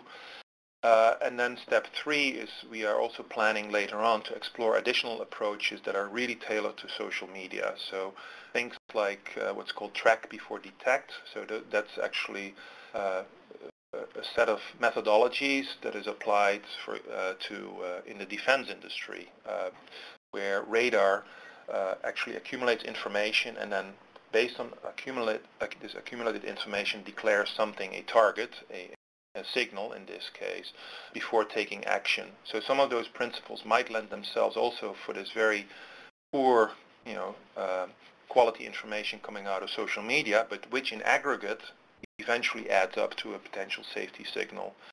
So we're going to look at those additional methods as well for signal detection, in addition which we want to see if we can apply certain algorithms to measure the trustworthiness of individual posts so that we can avoid counting fraudulent posts. So that's basically the summary of the analytics sub-package, finding individual posts of interest, making sure there are no duplicates, and then applying signal detection methodology to the aggregated data. I think that's the last slide I have. We have our project. Oh, sorry, there's two more slides, but Carrie Pierce from Epidemico will actually show this live. The way this could translate eventually in a dashboard is something like this, where for a particular drug, one could have counts for certain events. Here you can see malaise, flushing, dyspepsia, etc.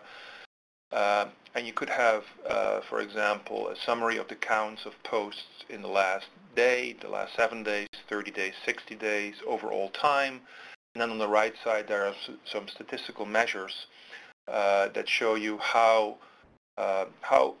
what interest or how unlikely this event is to be observed by accident. So things like PRR, how disproportionately reported is this particular event, like malaise or flushing, and that you can then rank these events and hopefully come up with a fairly solid signaling approach. So I'll leave it at that because I know Carrie is going to show this actually live, and screenshots don't really add much to that.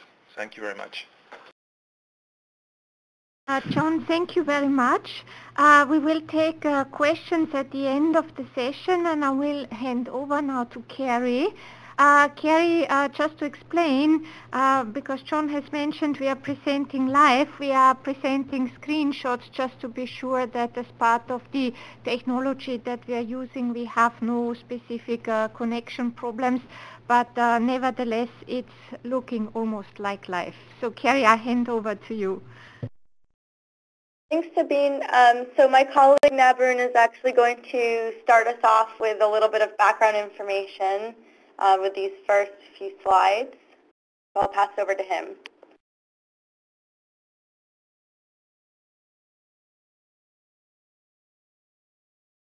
One second, we are just passing the permission to present to Nabarun. Sorry for that.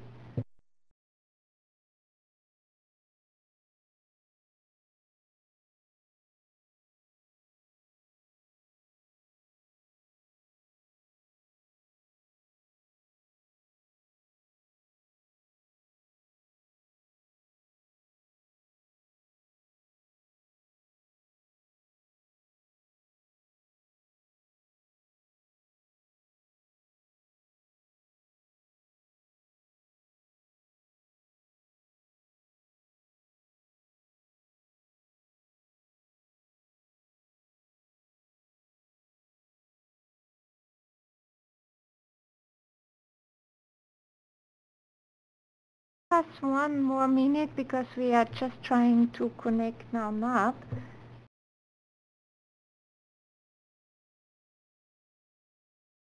Nab, are you connected also using the audio link? Because this is important for giving you permission to... If he's having trouble, I can also just present. So I have already connected. Sorry for that. We will work on it in the background. All right. So I know I have limited time here, and I wanted to give quite a good demonstration of all of the features we have in the dashboard. So I mean, basically the point of the dashboard is to go to the spaces where patients are having conversations about medical products and issues with medical products naturally.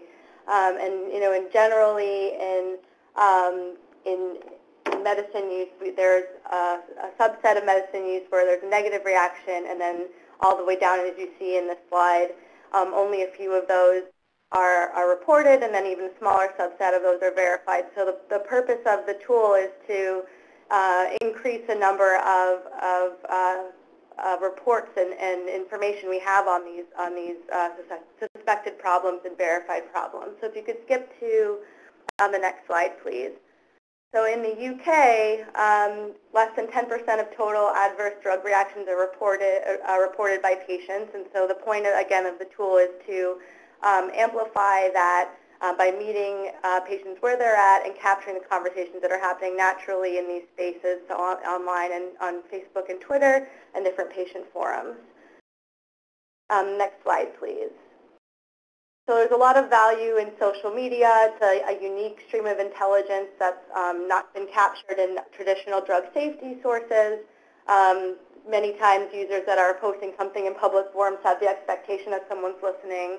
And there's a massive amount of patient discussion going on in these areas. And that said, this is not intended to take the place of traditional post-marketing surveillance and the data that's coming from traditional drug safety sources, but perhaps as a way to contextualize it or to just provide a little bit of additional information and to complement it. So if you go to the next slide. So we developed MedWatcher Social with the FDA to monitor social media for public comments that may describe an adverse drug event. And we are developing this platform for WEB-RADR to capture adverse drug events reported by EU patients on Facebook, Twitter, and in patient forums. And as we're developing this, we'll be complying with EU data protection and privacy legislation so that we can capture this information and deliver that information in a way that meets legislation regulatory standards. So next slide, please. John described a lot of the methods that we use, so I won't go too deep into what our data flow is, but just very basic. We acquire public posts from Facebook, Twitter, patient forums through public application programming interfaces using product names as search terms, and we'll be expanding our search terms to include product names as they're marketed in the EU. The next slide describes how we have an algorithm that's been trained to recognize language that describes a possible adverse drug reaction, and then that algorithm classifies the post using a vernacular to regulatory dictionary. So we use the MEDRA dictionary with the medical dictionary for regulatory activities, which translates vernacular phrases into the preferred term, which is one of the lower level terms in the MEDRA dictionary. Then we have an addition, if you go to the next slide, we have an additional human curation step, which further trains the classifier and allows us to attribute the correct symptoms to the appropriate product based on the nuances in the text, because there are certain things that the machine just can't do yet. So we find that based on the nature of the text and phrases in social media, that this is sometimes necessary to remove false positives with this type of data. And then finally, as I'll show you in a few moments, we aggregate and distribute the data in an interactive web-based dashboard, if you go to the next slide. And that's what I'll be showing you screenshots from. And you can view the data from a very high level, and you can also drill down to a very granular level and view the social media posts. So I won't go into too much detail here on these next slides, but there's been lots of questions about how the social media data compared to data received from traditional drug safety databases. So we've done quite a few studies on our team. We've done quite a bit of research to look at how these compare. So this is a study that we did on comparing the social media data we've received through MedWatcher Social with reports received from FDA's adverse event reporting system. And you can see this is at the system organ class level in MEDRA, and there's pretty good rank or concordance with what's being reported in social media and on Twitter with the FDA system. And then the next slide, similar, but also interesting.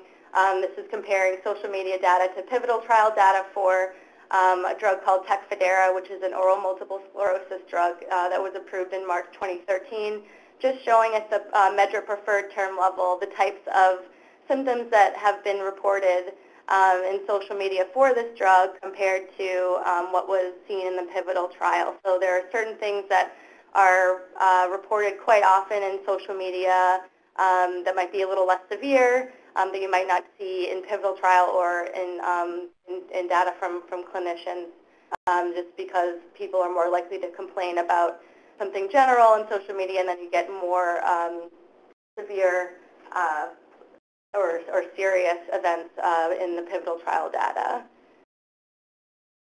So I believe we've talked about the goals. I know Mick talked about the project objectives, so I don't want to go too much into that. I know we want to have time at the end for questions.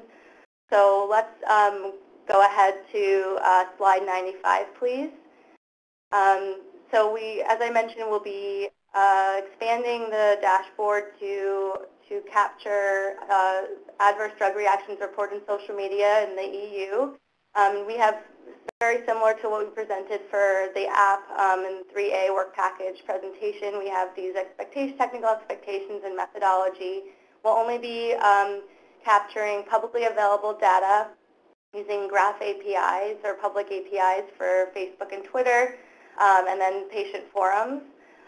We are very interested in balancing stakeholder needs, but also have project scope to keep in mind and want to keep it narrow and have make sure that everything is being developed technically sound. We will be expanding the dashboard.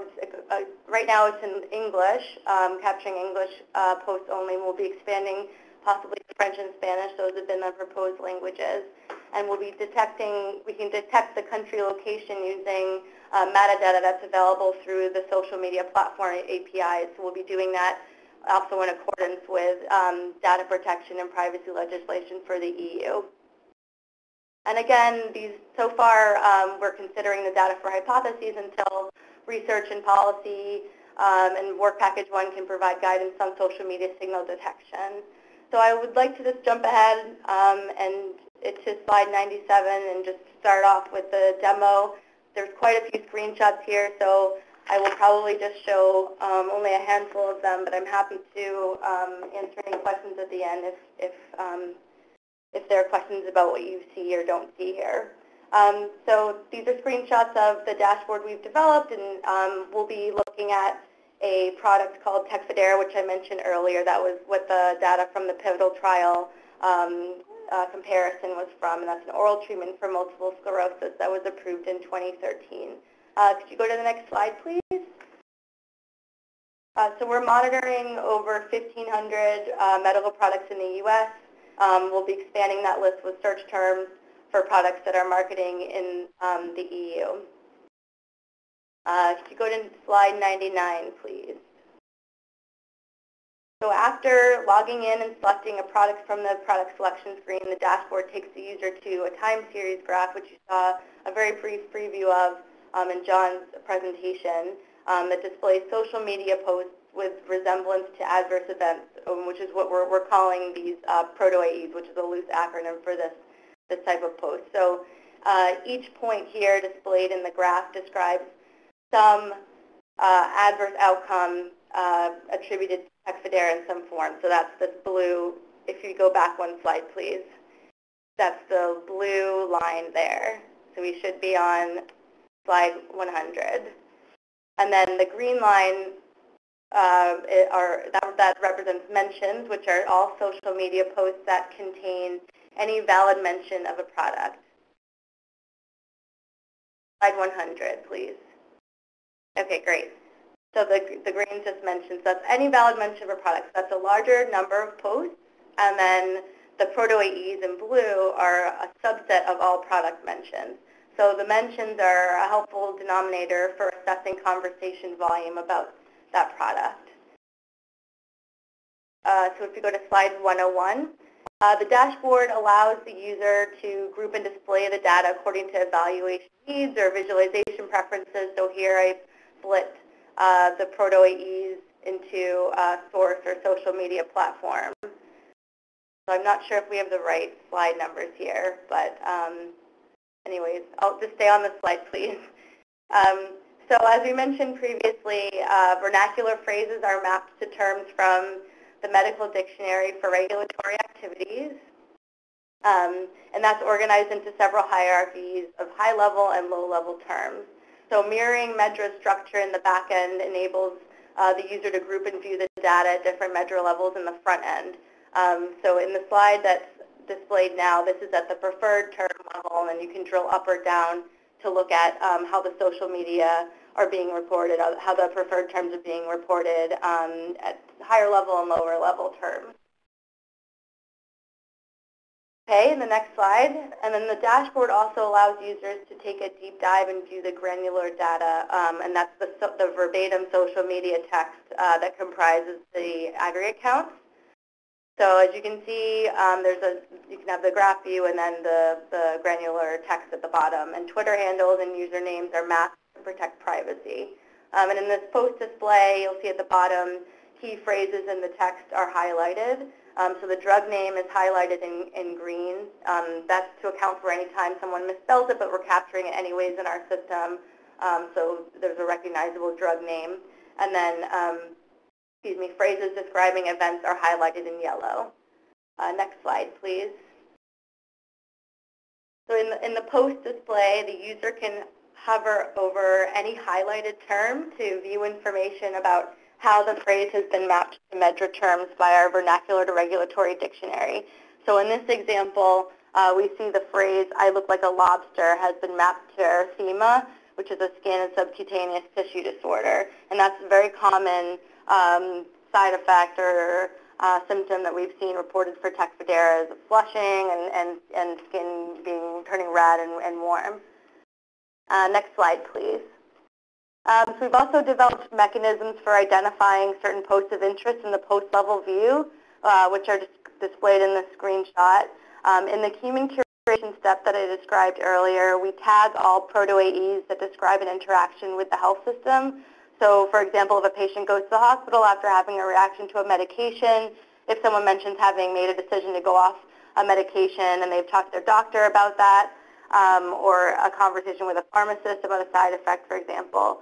So these posts here in the screenshot are annotated with a blue H because they contain some kind of reference to health system interaction. And that facilitates quick recognition of posts that might describe more severe events or events that patients may consider less tolerable or acceptable. And then the second post here has a little red triangle symbol, meaning that the post describes an event that belongs to the EMA's important medical events list and may describe a more serious event. So let's skip to slide 108, please. So that, what I just showed you those are all the time series views, and there's several preset views in the system. We've developed 5 views based on user feedback and how people are using the information in their day-to-day activities in pharmacovigilance. So that was a time series view, and very quickly I'll go over what other types of visualizations we have developed, and then we can take some questions. So this is an event profile that displays a bar graph of reported events in the aggregate, and we've started to calculate some disproportionality analyses to improve the quality and kind of really get an idea of what the value is in the data. So we've started with proportional reporting ratio for each product event pair. We're still determining what would be a good threshold, so you might see some very high numbers that would be alarming in other types of data sources. So we're starting to calculate that. And then the next slide shows a similar view, an event profile, but comparing the proto-AEs reported in social media data with adverse event reports received from industry and clinicians and reported by the U.S. Food and Drug Administration's Adverse Event Reporting System. So that's the FAERS reporting system. So that's in red. And so it allows us to kind of get an idea of what's being reported formally versus in social media. And then the next slide, please. We also have a geographical screen, a geospatial visualization of proto-AEs on an interactive map. So we're only able to plot proto-AEs that contain geocoordinate metadata, which is obtained when a Twitter user, for example, has enabled geolocation services on their phone and publishes a tweet on their public Twitter feed. So if you go to 111, the next slide, please. And in this view, the user can also drill down and view the verbatim text for mapped proto-AEs. But keep in mind that the images for this geospatial visualization are just examples, and this is just for U.S. data, and we're not capturing this type of data for the EU yet. And for the purposes of this project, the geographical data will be obtained and visualized with adherence to EU protection requirements. So this is just an example. And then finally, in the next slide, please, we have an overview screen, which John also briefly touched on, which displays counts and trends for each reported product event pair in a tabular format. So this is helpful for screening purposes if you're logging in every day to the system and you want to see what's changed since you last logged in.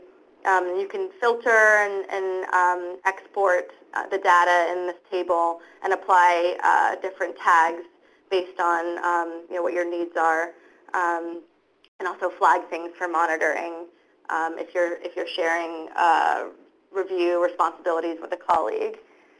So those are the very basically the basic views in the dashboard. There's a lot other things to show, and we have different functions to facilitate evaluation and use of the social media data outside the dashboard, export functions, and saving and sharing images. And I'm happy to to provide information later to anyone who's interested, but I want to make sure we have time for questions. So I'll just pause there. If you want to go to slide, I think it was 120 is our question slide. Thanks so much. Thank you very much for a very detailed outline of what can be done with social media data in the context of monitoring adverse events. So I will not take too much time. I think we have the possibility to take a few questions. Vicky, can you see, did we receive already some questions?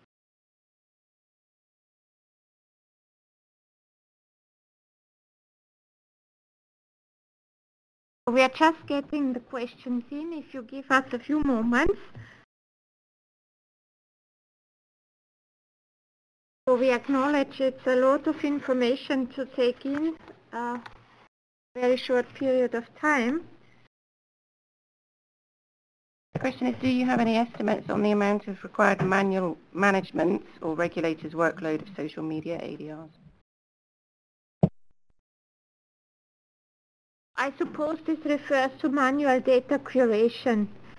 Carrie, can you give us some outline of the workload, or from your experience at least working with the FDA on this project? Sure. So it really does depend on the product and the volume. So it's hard to give a general estimate, but I think for a good average would be, I don't know, maybe for a good, medium volume drug, maybe 10 posts per day. So curation typically, I think if on our team, if someone is curating around 20 drugs, it might be about 5 hours a day. But this is something that we'd have to discuss with partners in terms of, what's expected for the type of data that will be received. David? Just to add, in a few moments' time, I'll specify we are not intending to monitor every product across all of social media. That would be simply impossible. So I'll specify in a few moments' time the nature of the products that we're going to select for monitoring. And it will be a limited number, therefore the workload will be limited. Thank you, Dave. Probably just to add to that, and perhaps crossing slightly into Dave's presentation that he's going to cover in a few moments, but how we use this data in the regulatory context will really be determined by the scientific evaluation that we do. And so we have estimates from what Epidemico have done so far in looking at this sort of data, but we wouldn't want to prejudge to say that this is an additional piece of work that someone has to do on a daily basis, or this is something that you should do here, because really that's what the project is looking to seek to understand about how this data actually fits into the regulatory work that we do, where it adds value, where it gives us information that we don't have already, rather than merely just reproducing something that we already have. Thank you, Phil. Vic, do we have another question? Okay, will public conversations be analysed only, or also private ones? That's a fairly simple one for us to answer. We're only looking at publicly available data in this context. Thank you. Any other questions? We'll have access to these dashboards. Initially, these will be available to the project team, but I think while we evaluate the data that's received through them. But again, that really touches on the sustainability question that I briefly discussed earlier. Clearly, the aim of the project is to have these tools where they're considered scientifically useful to have as wider impact as possible in the regulatory arena, and there's clear applicability if they deliver the sorts of things that we've seen they might deliver for both pharma industry, for regulators, and even potentially wider than that. So I think really this is something that we're going to have to determine as part of the project, and how we get the best uptake of the tools that are developed and make the best use of the data. Just to reinforce what Phil said, initially it will be the consortium members and the FPA partners who will see these dashboards. We're not going to make them public until we've done some formal evaluation. And there is also a comment from Mick. Yeah, also just to reinforce what's being said, I think the WEB-RADR project is seeking to understand how the social media data fits into the pharmacovigilance system. These tools are already available if people want to enter into agreements with providers of the tools. What we're aiming to do is to inform the policies on how these tools can be used and should be used in the sort of pharmacovigilance regulations. So, as I say, the tools are already there.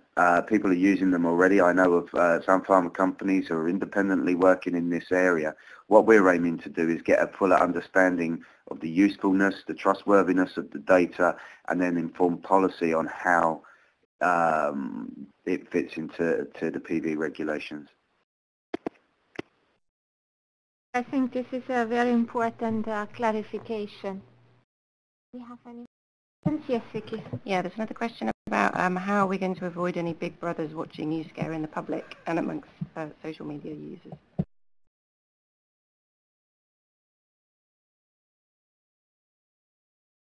Perhaps I'll start, and then I'm sure others will want to contribute. This is an area that we've discussed at length already in the project and had a lot of discussions around when we were developing the proposal.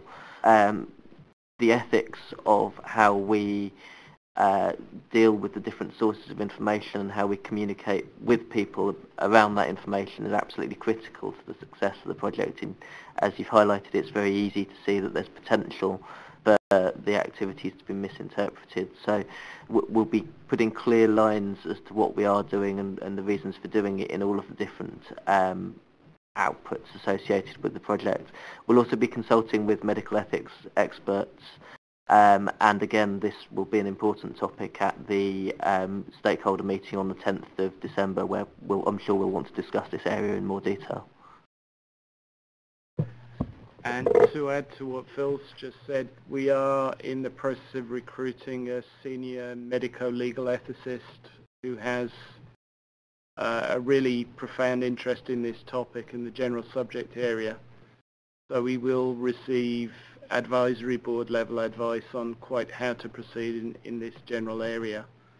Let me say, all of us, every single person on the group is a potential patient, and we do bear in mind that our data are as public as anybody else's. So most of us have Facebook or Twitter, or in some cases both accounts, and unless you mark your privacy settings, believe it or believe it not, the data are public. What I will also add, quite deliberately, we have taken the consortium as far as we believe is appropriate. What do I mean by that? Well, I know already that there are insurers researching these data, and that's where I personally draw my line. I really don't want insurers looking at my private medical data without my knowledge. I think what we're trying to do is scientific and ethical and in the open, transparent public domain. And we will further also come back to that specific aspect as part of the work that is going to be undertaking under the work package 1. Shall we take one last question, Vicky? Time for them. The first one is, how will products be selected for monitoring? I'll answer that in my next set of slides, so if you can defer for about 5 minutes, the answers will come. Good, that was quick, so we can take so the next question is, what about granting access to patient organisations who can't perhaps pay but promote the tool? Phil and I are nodding our heads. I think we very much want to engage with patients, and certainly the workshop that Sabine is organising is directed towards that. So it's not just a giving or granting, it's a listening as well. We want to hear from patient groups, carers, et al., as to how we can improve our methods and the techniques that work. Okay, thank you. Thank you very much to the colleagues. And in the interest of time, we are moving now on to the next session, which has been already briefly discussed. And this is focusing on the evaluation of added value of mobile technologies and social media to existing pharmacovigilance tools. So as colleagues have already outlined before taking a decision how we are going to use it, we will also evaluate if this will be added value to our already well-established pharmacovigilance methods and tools that we have in place. And for this session, I would like to hand over to David Lewis, who is presenting and co-leading together with Professor Pierre Mohammed from the University of Liverpool on this topic. Thank you, Dave. I'd better establish that I do have some accreditation at university level as well as my company job. I'm visiting senior fellow at the University of Hertfordshire. I speak on behalf of Munir and myself because Munir sends his apologies today. He has a series of commitments for which he has to travel. But broadly, the content which we've agreed is a joint presentation. So the questions I've put on the slide 122 are really areas that we believe we have to establish. So at least thus far, we remain to be convinced that we can offer new insights. What we are going to do is run the program to test that, to see if what we find from the social media research is verifiable or can be scientifically validated. So are the signals, if we find them, real? We'd like to test whether the information we glean is additive. Is it new? Does it complement and extend what we thought we knew? Or does it actively contradict things that we believe we found from clinical trials? I would say I focus very much on the social media, but we also want to see what the mobile application will bring us. Will it bring us new forms of adverse reaction, perhaps a different demographic in the reporters? And again, will there be new information brought via the mobile app that we wouldn't necessarily have received via traditional methods? We're going to examine the process to see if we can make those insights efficient, to see if we can provide an app that helps patients, healthcare professionals, carers to report. And we know specifically some disease areas do have very, very high engagement with online and internet users. If you can imagine perhaps somebody with multiple sclerosis who is housebound, has limited mobility but is perfectly capable of using a computer screen and absolutely very aware of both themselves and their disease. Those are the sorts of places where we have almost an untapped resource of evidence. And last but not least, we want the insight that we believe we can gather to be meaningful, but in no way do we wish to be Big Brother. This has to be an open and transparent engagement such that nobody is surprised by any of the outcomes. So if I try and compare, what I'm showing you now is really the traditional, the paper-based spontaneous reporting systems. What we'd like to do is add into this, and if you could just click one more forward, the whole green set of areas of unknown. The application-based reporting is the quantity and appropriateness of what we will gather from that source, same as what we already know or different. Is the quality of those data similar to what we might have expected from paper, or better or worse? I do believe there will be a different demographic. I think I watch my children who are in their early 20s, and they would use a smartphone in the same way I might have used a notepad 25 years ago, or a diary even. Several people laughing at me in the room. Yes, I still use a paper diary occasionally. We're going to have to use some fairly sophisticated algorithms for duplication. John very elegantly showed how one name isn't necessarily the same name. If you're told Rachel and there's an initial to it, even if the adverse events might tally with something we know, is it really the same patient? I think the level of quality of the research that we're going to have to apply to signal generation is really quite challenging. Statistically, I'll say one of our experts at the University of Liverpool is a high-powered mathematician who, his best explanation to me was he was trying to use an adaptation of a standard radar to monitor a stealth bomber. And the stealth bomber is detectable now using sophisticated maths on top of a standard radar. The way he described it was it's like watching something the size of a golf ball traveling at 1,000 kilometers an hour flying across the whole of the sky. Yet the maths is there to detect that. Can we apply a similar sort of discriminatory system to find the signal that is different in this whole wealth of social media? Can we trust that, and can we integrate it into the existing systems? I think the answers are we have to if we find something that's meaningful. If we can identify risks and actually identify tolerability issues, not just absolute serious ADRs, items that trouble the patient or the carer, that's when we're working towards building a positive benefit risk assessment when we know exactly what the risks are. So moving on from there, the question about how we can advance from where we are. I've described some elements of new signal detection techniques. Some methods of completeness and quality will look at demographic information that we gain, adverse reaction information, so on and so forth. Harry has touched on geographic recognition. Quite a scary prospect when I recognize that I send a signal from my smartphone, and email is a signal in a sense. I can be localized to within 1 meter of where I sent that mail. That's not our intent here. We're looking at region or perhaps city-town level, not an individual patient level. Again, Carrie demonstrated a nice little red triangle alert for the important medical events, which will help us identify important reactions, therefore. I think we'll start to look to see in the future if we can build the sorts of technology we've described to interact with existing healthcare systems.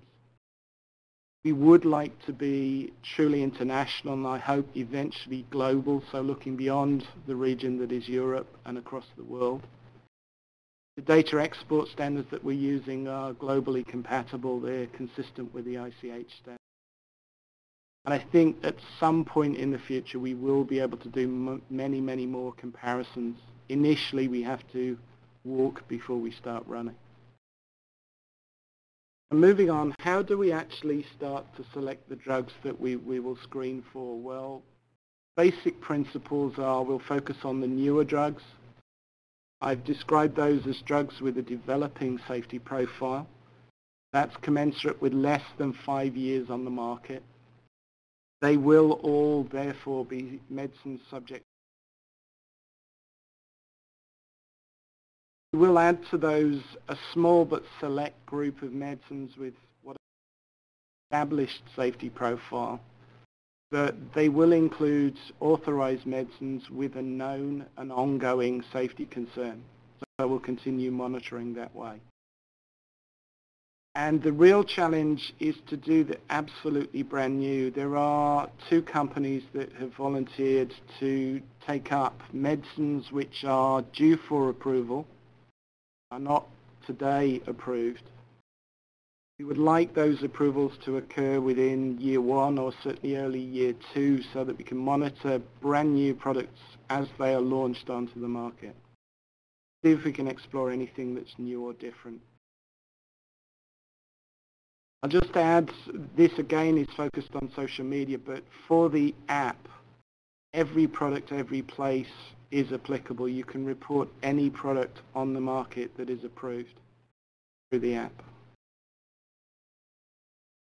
So How do we compare contrast? What we'd like to do, once we've included the set of medicines under additional monitoring and the known safety profile products, we'd like to compare in a sense what patients are capable of reporting versus what healthcare professionals can report. Starting with the healthcare professionals, for each product we'd like to identify up to 5, I've described them as objective adverse reactions, those reactions with obvious signs. If I just give one example, bleeding, hemorrhage at any site, or signs of bleeding such as a bruise under the skin, that would be an adverse reaction with an overt sign. Very easy for a healthcare professional to detect. What I think would be very new is if we can actually encourage patients, those who suffer the symptoms, where there is no objective sign, it's very much a subjective description. And if I give a simple example, but a very important one, something like suicidal thoughts cannot be seen or felt by a healthcare professional, but can be clearly described and reported by the patient. So again, we're trying to add a small number of products with 2 really different sets of signs, symptoms, some of which inevitably will be best described by healthcare professionals qualified to recognize them. Others can only be described by the patient or perhaps by the carer. From there, we will continue to obey the law, and I'm sure all pharmaceutical company partners will operate ethically. We cannot and we will not cross the boundary of doctor-patient or pharmacist-nurse-patient relationships. We'll not, or we'll try not to be misled by false data or what might be spurious signals, things that just arise through normal disease progression perhaps, or by other drugs co-prescribed. I do believe that we've got a lot of encouragement here, and there are serious opportunities that digital media and the app-based reporting offer to us. I try and summarize those in working towards a conclusion. We want to establish the 2-way dialogue, so this is not, as Mick said right up front, it's not just receiving data, it's providing something back. To show that both through the mobile app we can enable the patient and carers, healthcare professionals to give us feedback, but we can also provide something in terms of information in return for that. I think wherever we can, we'll try and share the information that we gather and provide that obviously through the competent authorities and the agency into the companies that market the specific brands, those medicines. We can define new strategies and provide good information that will help us to improve public health. So I think my last slide, we are inevitably moving to a domain where patients are very aware and very well informed about medical information. It's hard, therefore, for anyone to ignore the chance for a 2-way interaction between the healthcare professional and the patient, or in this particular setting, health authorities and the patients. We think there are risks to manage. We're not going to provide medical care remotely. That would be impossible. But the combination of the consortium with industry here, I do believe gives us real advantages.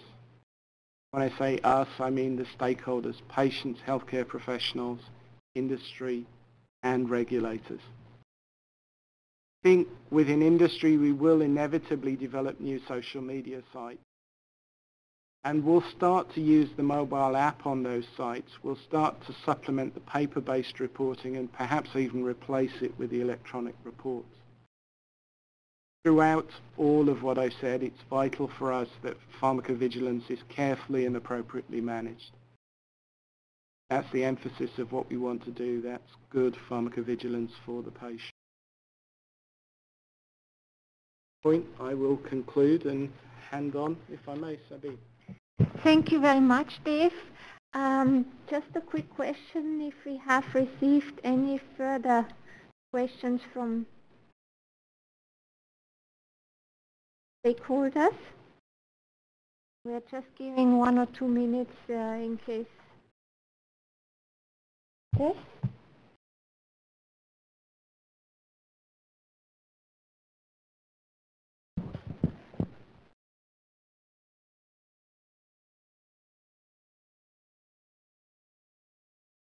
Okay, so there's somebody typing. We are just giving a few more moments. Yes. Okay, so the question is, there was mention of web forms too. Would two-way communication be put in place with that too? And what about access to existing ANAs?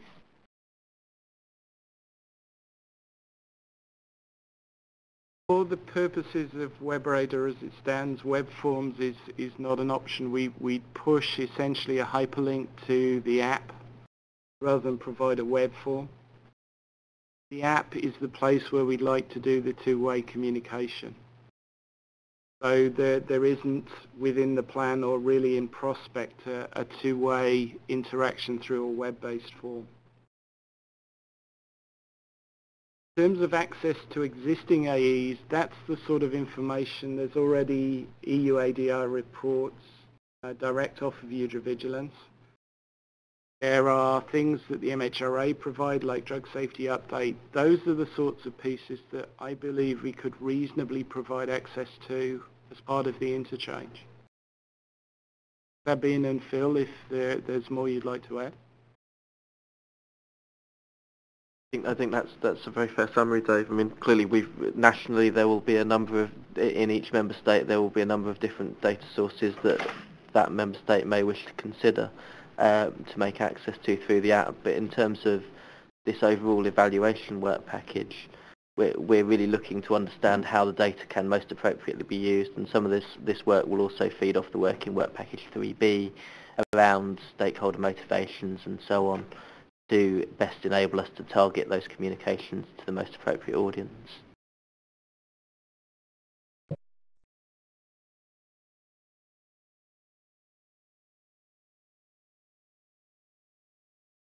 Okay, so in the interest of time, we are almost done.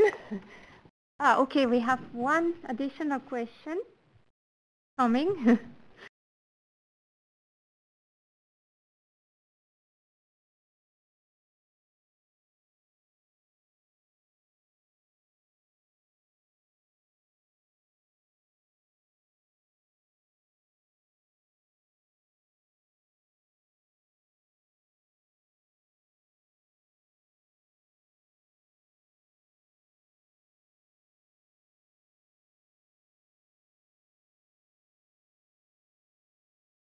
Okay, so I think there are no further questions, then we can move on to the last work package deliverable, which is focusing really on the development of a framework for the establishment of a policy in relation to the potential future use of the new technologies and also the social media in the context of pharmacovigilance. So this work package is co-led with a colleague from Sanofi, Mrs. Anne-Marie Deferrand. She's currently on annual leave, but she has joined us also for this webinar. So in case there are any specific questions, Anne-Marie will also support us in answering those questions. So before we go into the details, just a very brief outline of the team, and you can see that we have quite a multidisciplinary team that is supporting this quite important activity. I would also like to take the opportunity here specifically also to thank my colleagues specifically here at the EMEA who are providing us additional support, and that refers to the colleagues from the communication and stakeholder department, but also from the press office, and as I mentioned before, also from the EMEA data protection officer. Besides, of course, the EMEA colleagues who are specifically participating in the different work packages, like colleagues from the IT department and business and data management. So just as we have discussed already quite substantially, we are facing many challenges in working with these new technologies and working with social media. And yes, you can see there are many discussions currently ongoing on social media research. For instance, where we had an article in the USA Today in March, where social psychologists have looked at social media research, but also the opportunities that social media research can provide specifically to academics. It has raised a lot of ethical questions, but also personal data protection questions. I would also like to refer specifically to an article that was published in September by the European Data Protection Officer, Mr. Hastings, and he has looked specifically on the review of the current data protection legislation and is focusing specifically on aspects of privacy and data protection. And I think it's very important to look at these two aspects separately. And for instance, the aspect of privacy and data protection has also ethical dimensions, as it is specifically mentioned in this article. If we move on to the next slide, this is also another article which is looking at the need to establish social media codes of ethics. It's looking at the evolution of the online, what they call ecosystem. So how the distribution and interaction with users has evolved over the years from an organization perspective. And as you can see, for instance, in 2000, our main focus was to push information through web media. And then in 2007, we have more started to interact, so not only to push information, but also to interact via new tools like social technologies and social media. And they see the way forward as interacting more specifically by building connections, by providing services to end users, and by allowing them to share knowledge and experience. And all this, of course, raises questions on how we are interacting with our different stakeholders and what are the principles for such interaction. Another aspect that has been addressed specifically in this article is again looking at the need for social network ethics. And again, it shows more or less the concept of online collaboration, and they call it online collaboration universe, and focus on the various steps of this collaboration by creation or co-creation of information, publishing information, discussing specific topics, promoting certain aspects, but then also looking on the assessment of the information that is shared with the different stakeholders. Another important aspect, and the word was also mentioned before, was the aspect of big data. There was recently also an article in the BBC News business section, and this is something which is becoming more and more important from a company perspective, but overall, as I said, also from a research perspective. And it looks at the overall amount of data that are generated now by the use of, for instance, social media or mobile applications. And here, for instance, it's mentioned that about 90% of all the data that the world is using today has been created in the past few years.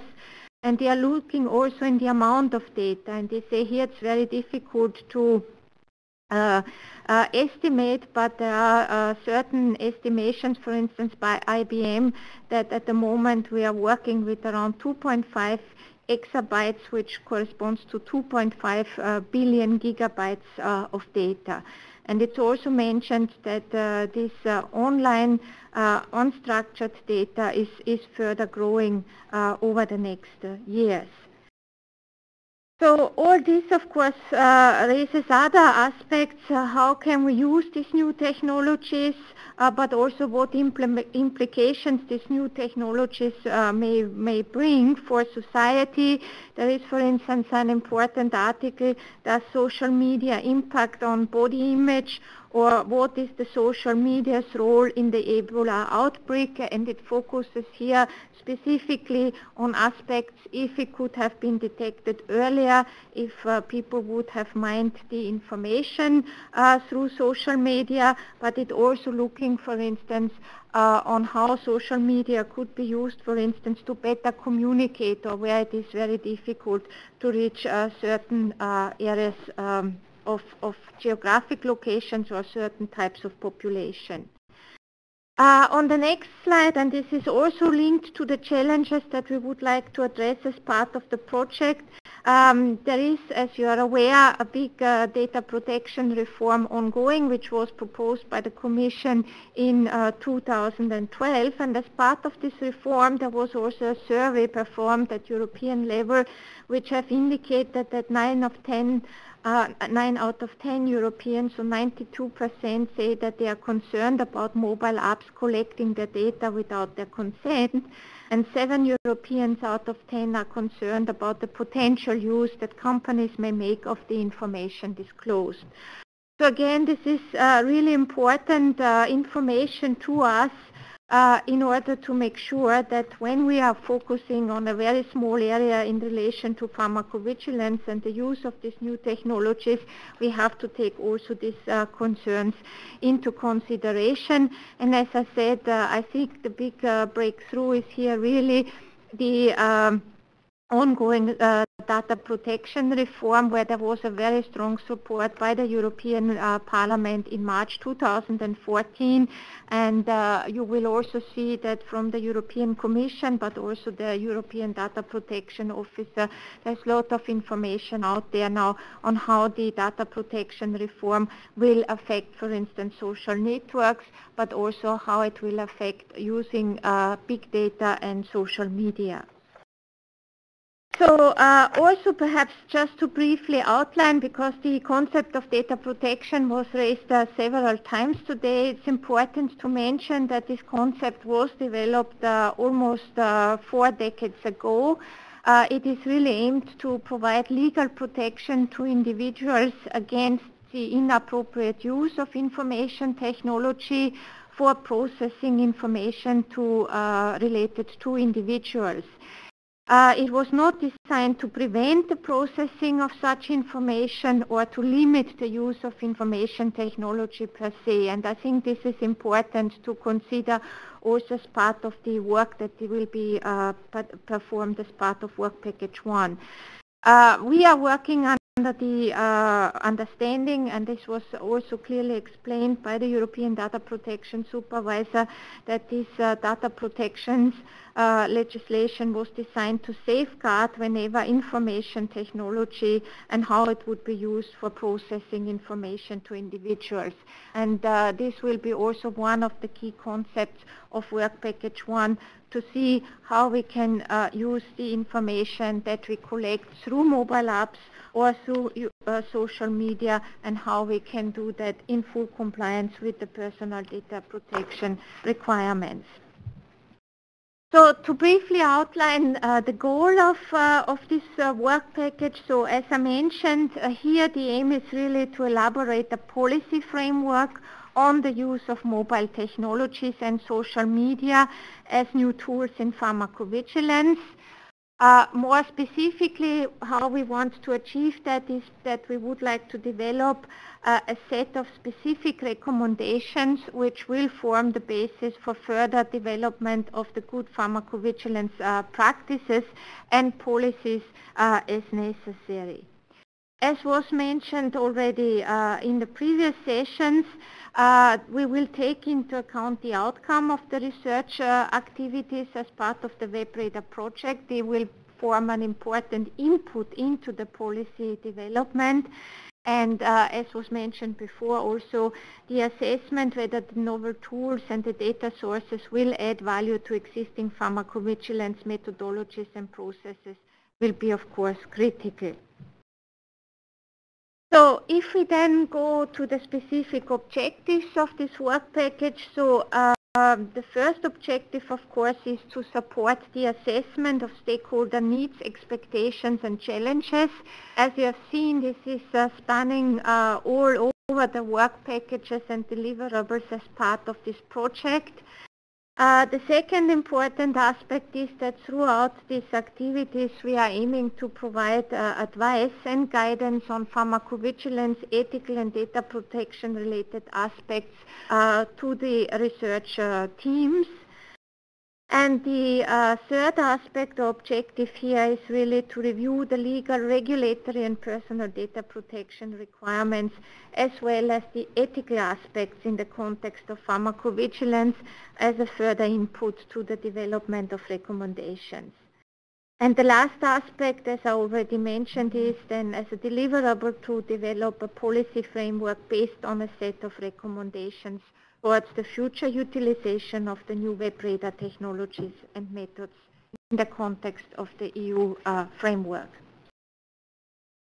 So if we look at the objectives and then the related activities, so as we mentioned before, our first objective is really to start with the assessment of the stakeholders' needs.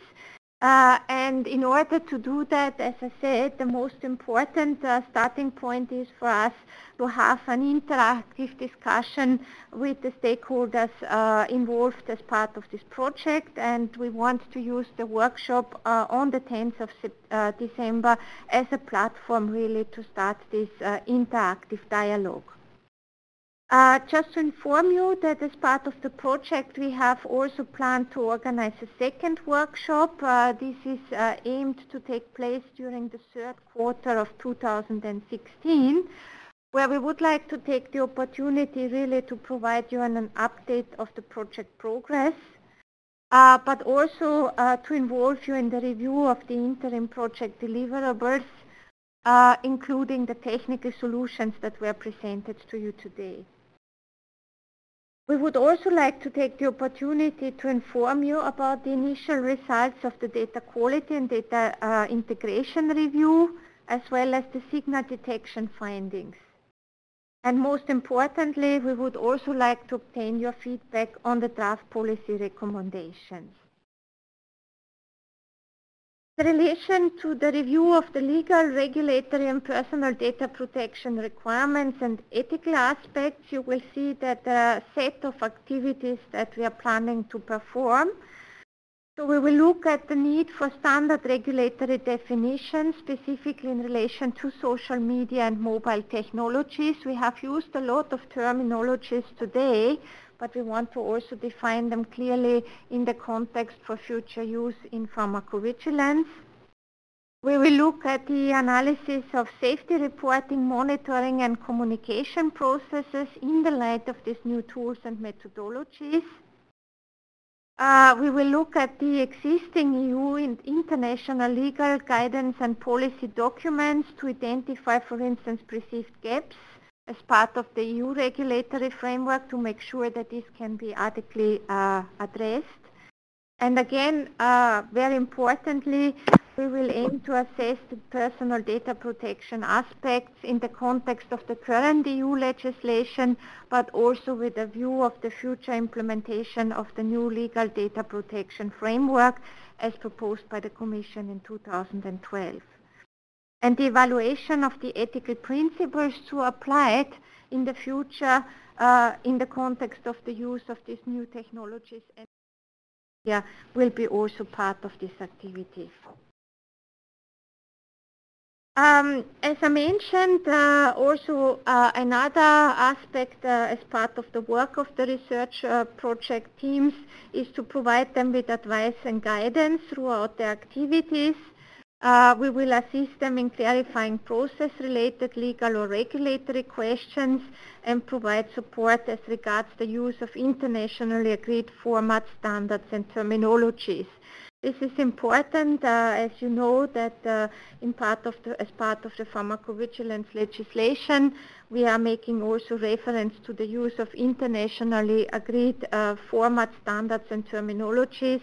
And whatever we are developing as part of this WEB-RADR project, we want to make sure that this will be also compliant with the future standards.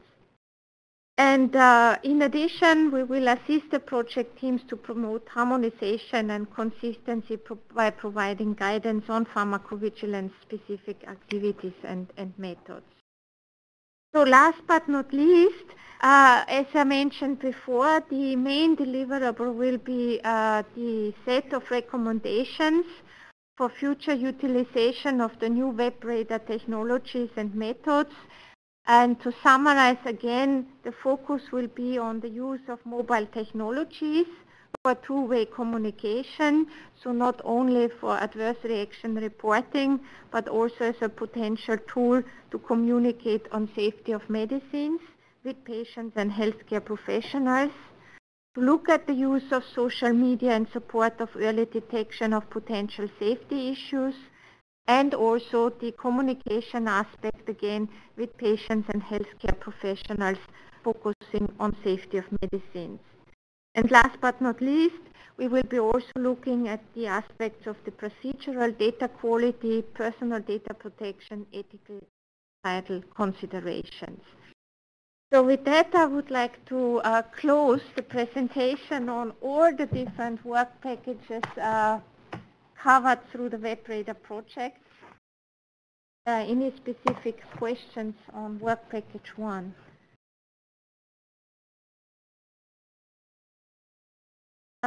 If not, perhaps in the meantime, while you formulate or think about your questions, we may want to move to the really last slide of today's webinar, which is focusing on the next steps. And with that, I hand over to my colleague, Victoria Newbold. Okay, thank you, Sabine. So in terms of the next steps, as Sabine had explained earlier, with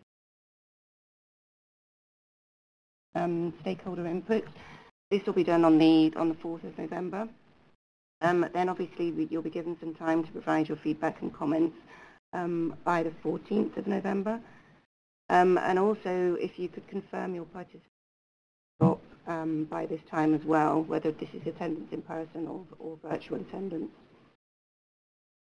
And at this time as well, we will circulate the WEB-RADR workshop agenda. And then stakeholder groups are going to be asked to nominate a spokesperson for presenting their views at the workshop, rather than having many individuals. If we could ask somebody to nominate a spokesperson and collect the feedback from all the different groups. So we'll send further instructions on that in advance. And we've also got a dedicated email address set up with the WEB-RADR address, and all questions and suggestions will be used for preparation of the workshop on the 10th of December. Thank you very much, Vicky, and perhaps very briefly to highlight that for the spokesperson, this would be perhaps to explain more, focusing on the feedback on the questionnaire. Of course, for all the other discussion items that we have, we would like to have really an interactive participation of all stakeholders participating in the workshop. So this is more or less, in a nutshell, a summary of all the project activities, the organizational aspects of the workshop, and as Victoria has mentioned, for all your questions, comments and suggestions on the activities that we have presented to you today, but also in response to the questionnaire that we will be circulating in the first week of November, we would kindly ask you to submit all your input to the dedicated mailbox that has been listed here on the slide. This is very important because it will help us to coordinate your input, and we will then recirculate all the specific questions and comments to the different work package leads. So with that, I would like to thank all our colleagues who participated today at the webinar for their time and their interest in this project. I would like to thank specifically our colleagues who have contributed by presenting on their specific research topics. And we will follow up with you very shortly after this webinar as a next step on the organization of the workshop, and we all very much would appreciate your input and your participation, because as we said at the beginning, your input is important to us, and we want to make sure that this project delivers, taking into account stakeholders' needs, expectations, but also potential concerns. With that, thank you very much, and hopefully we see or hear you very soon on the 10th of December. Thank you.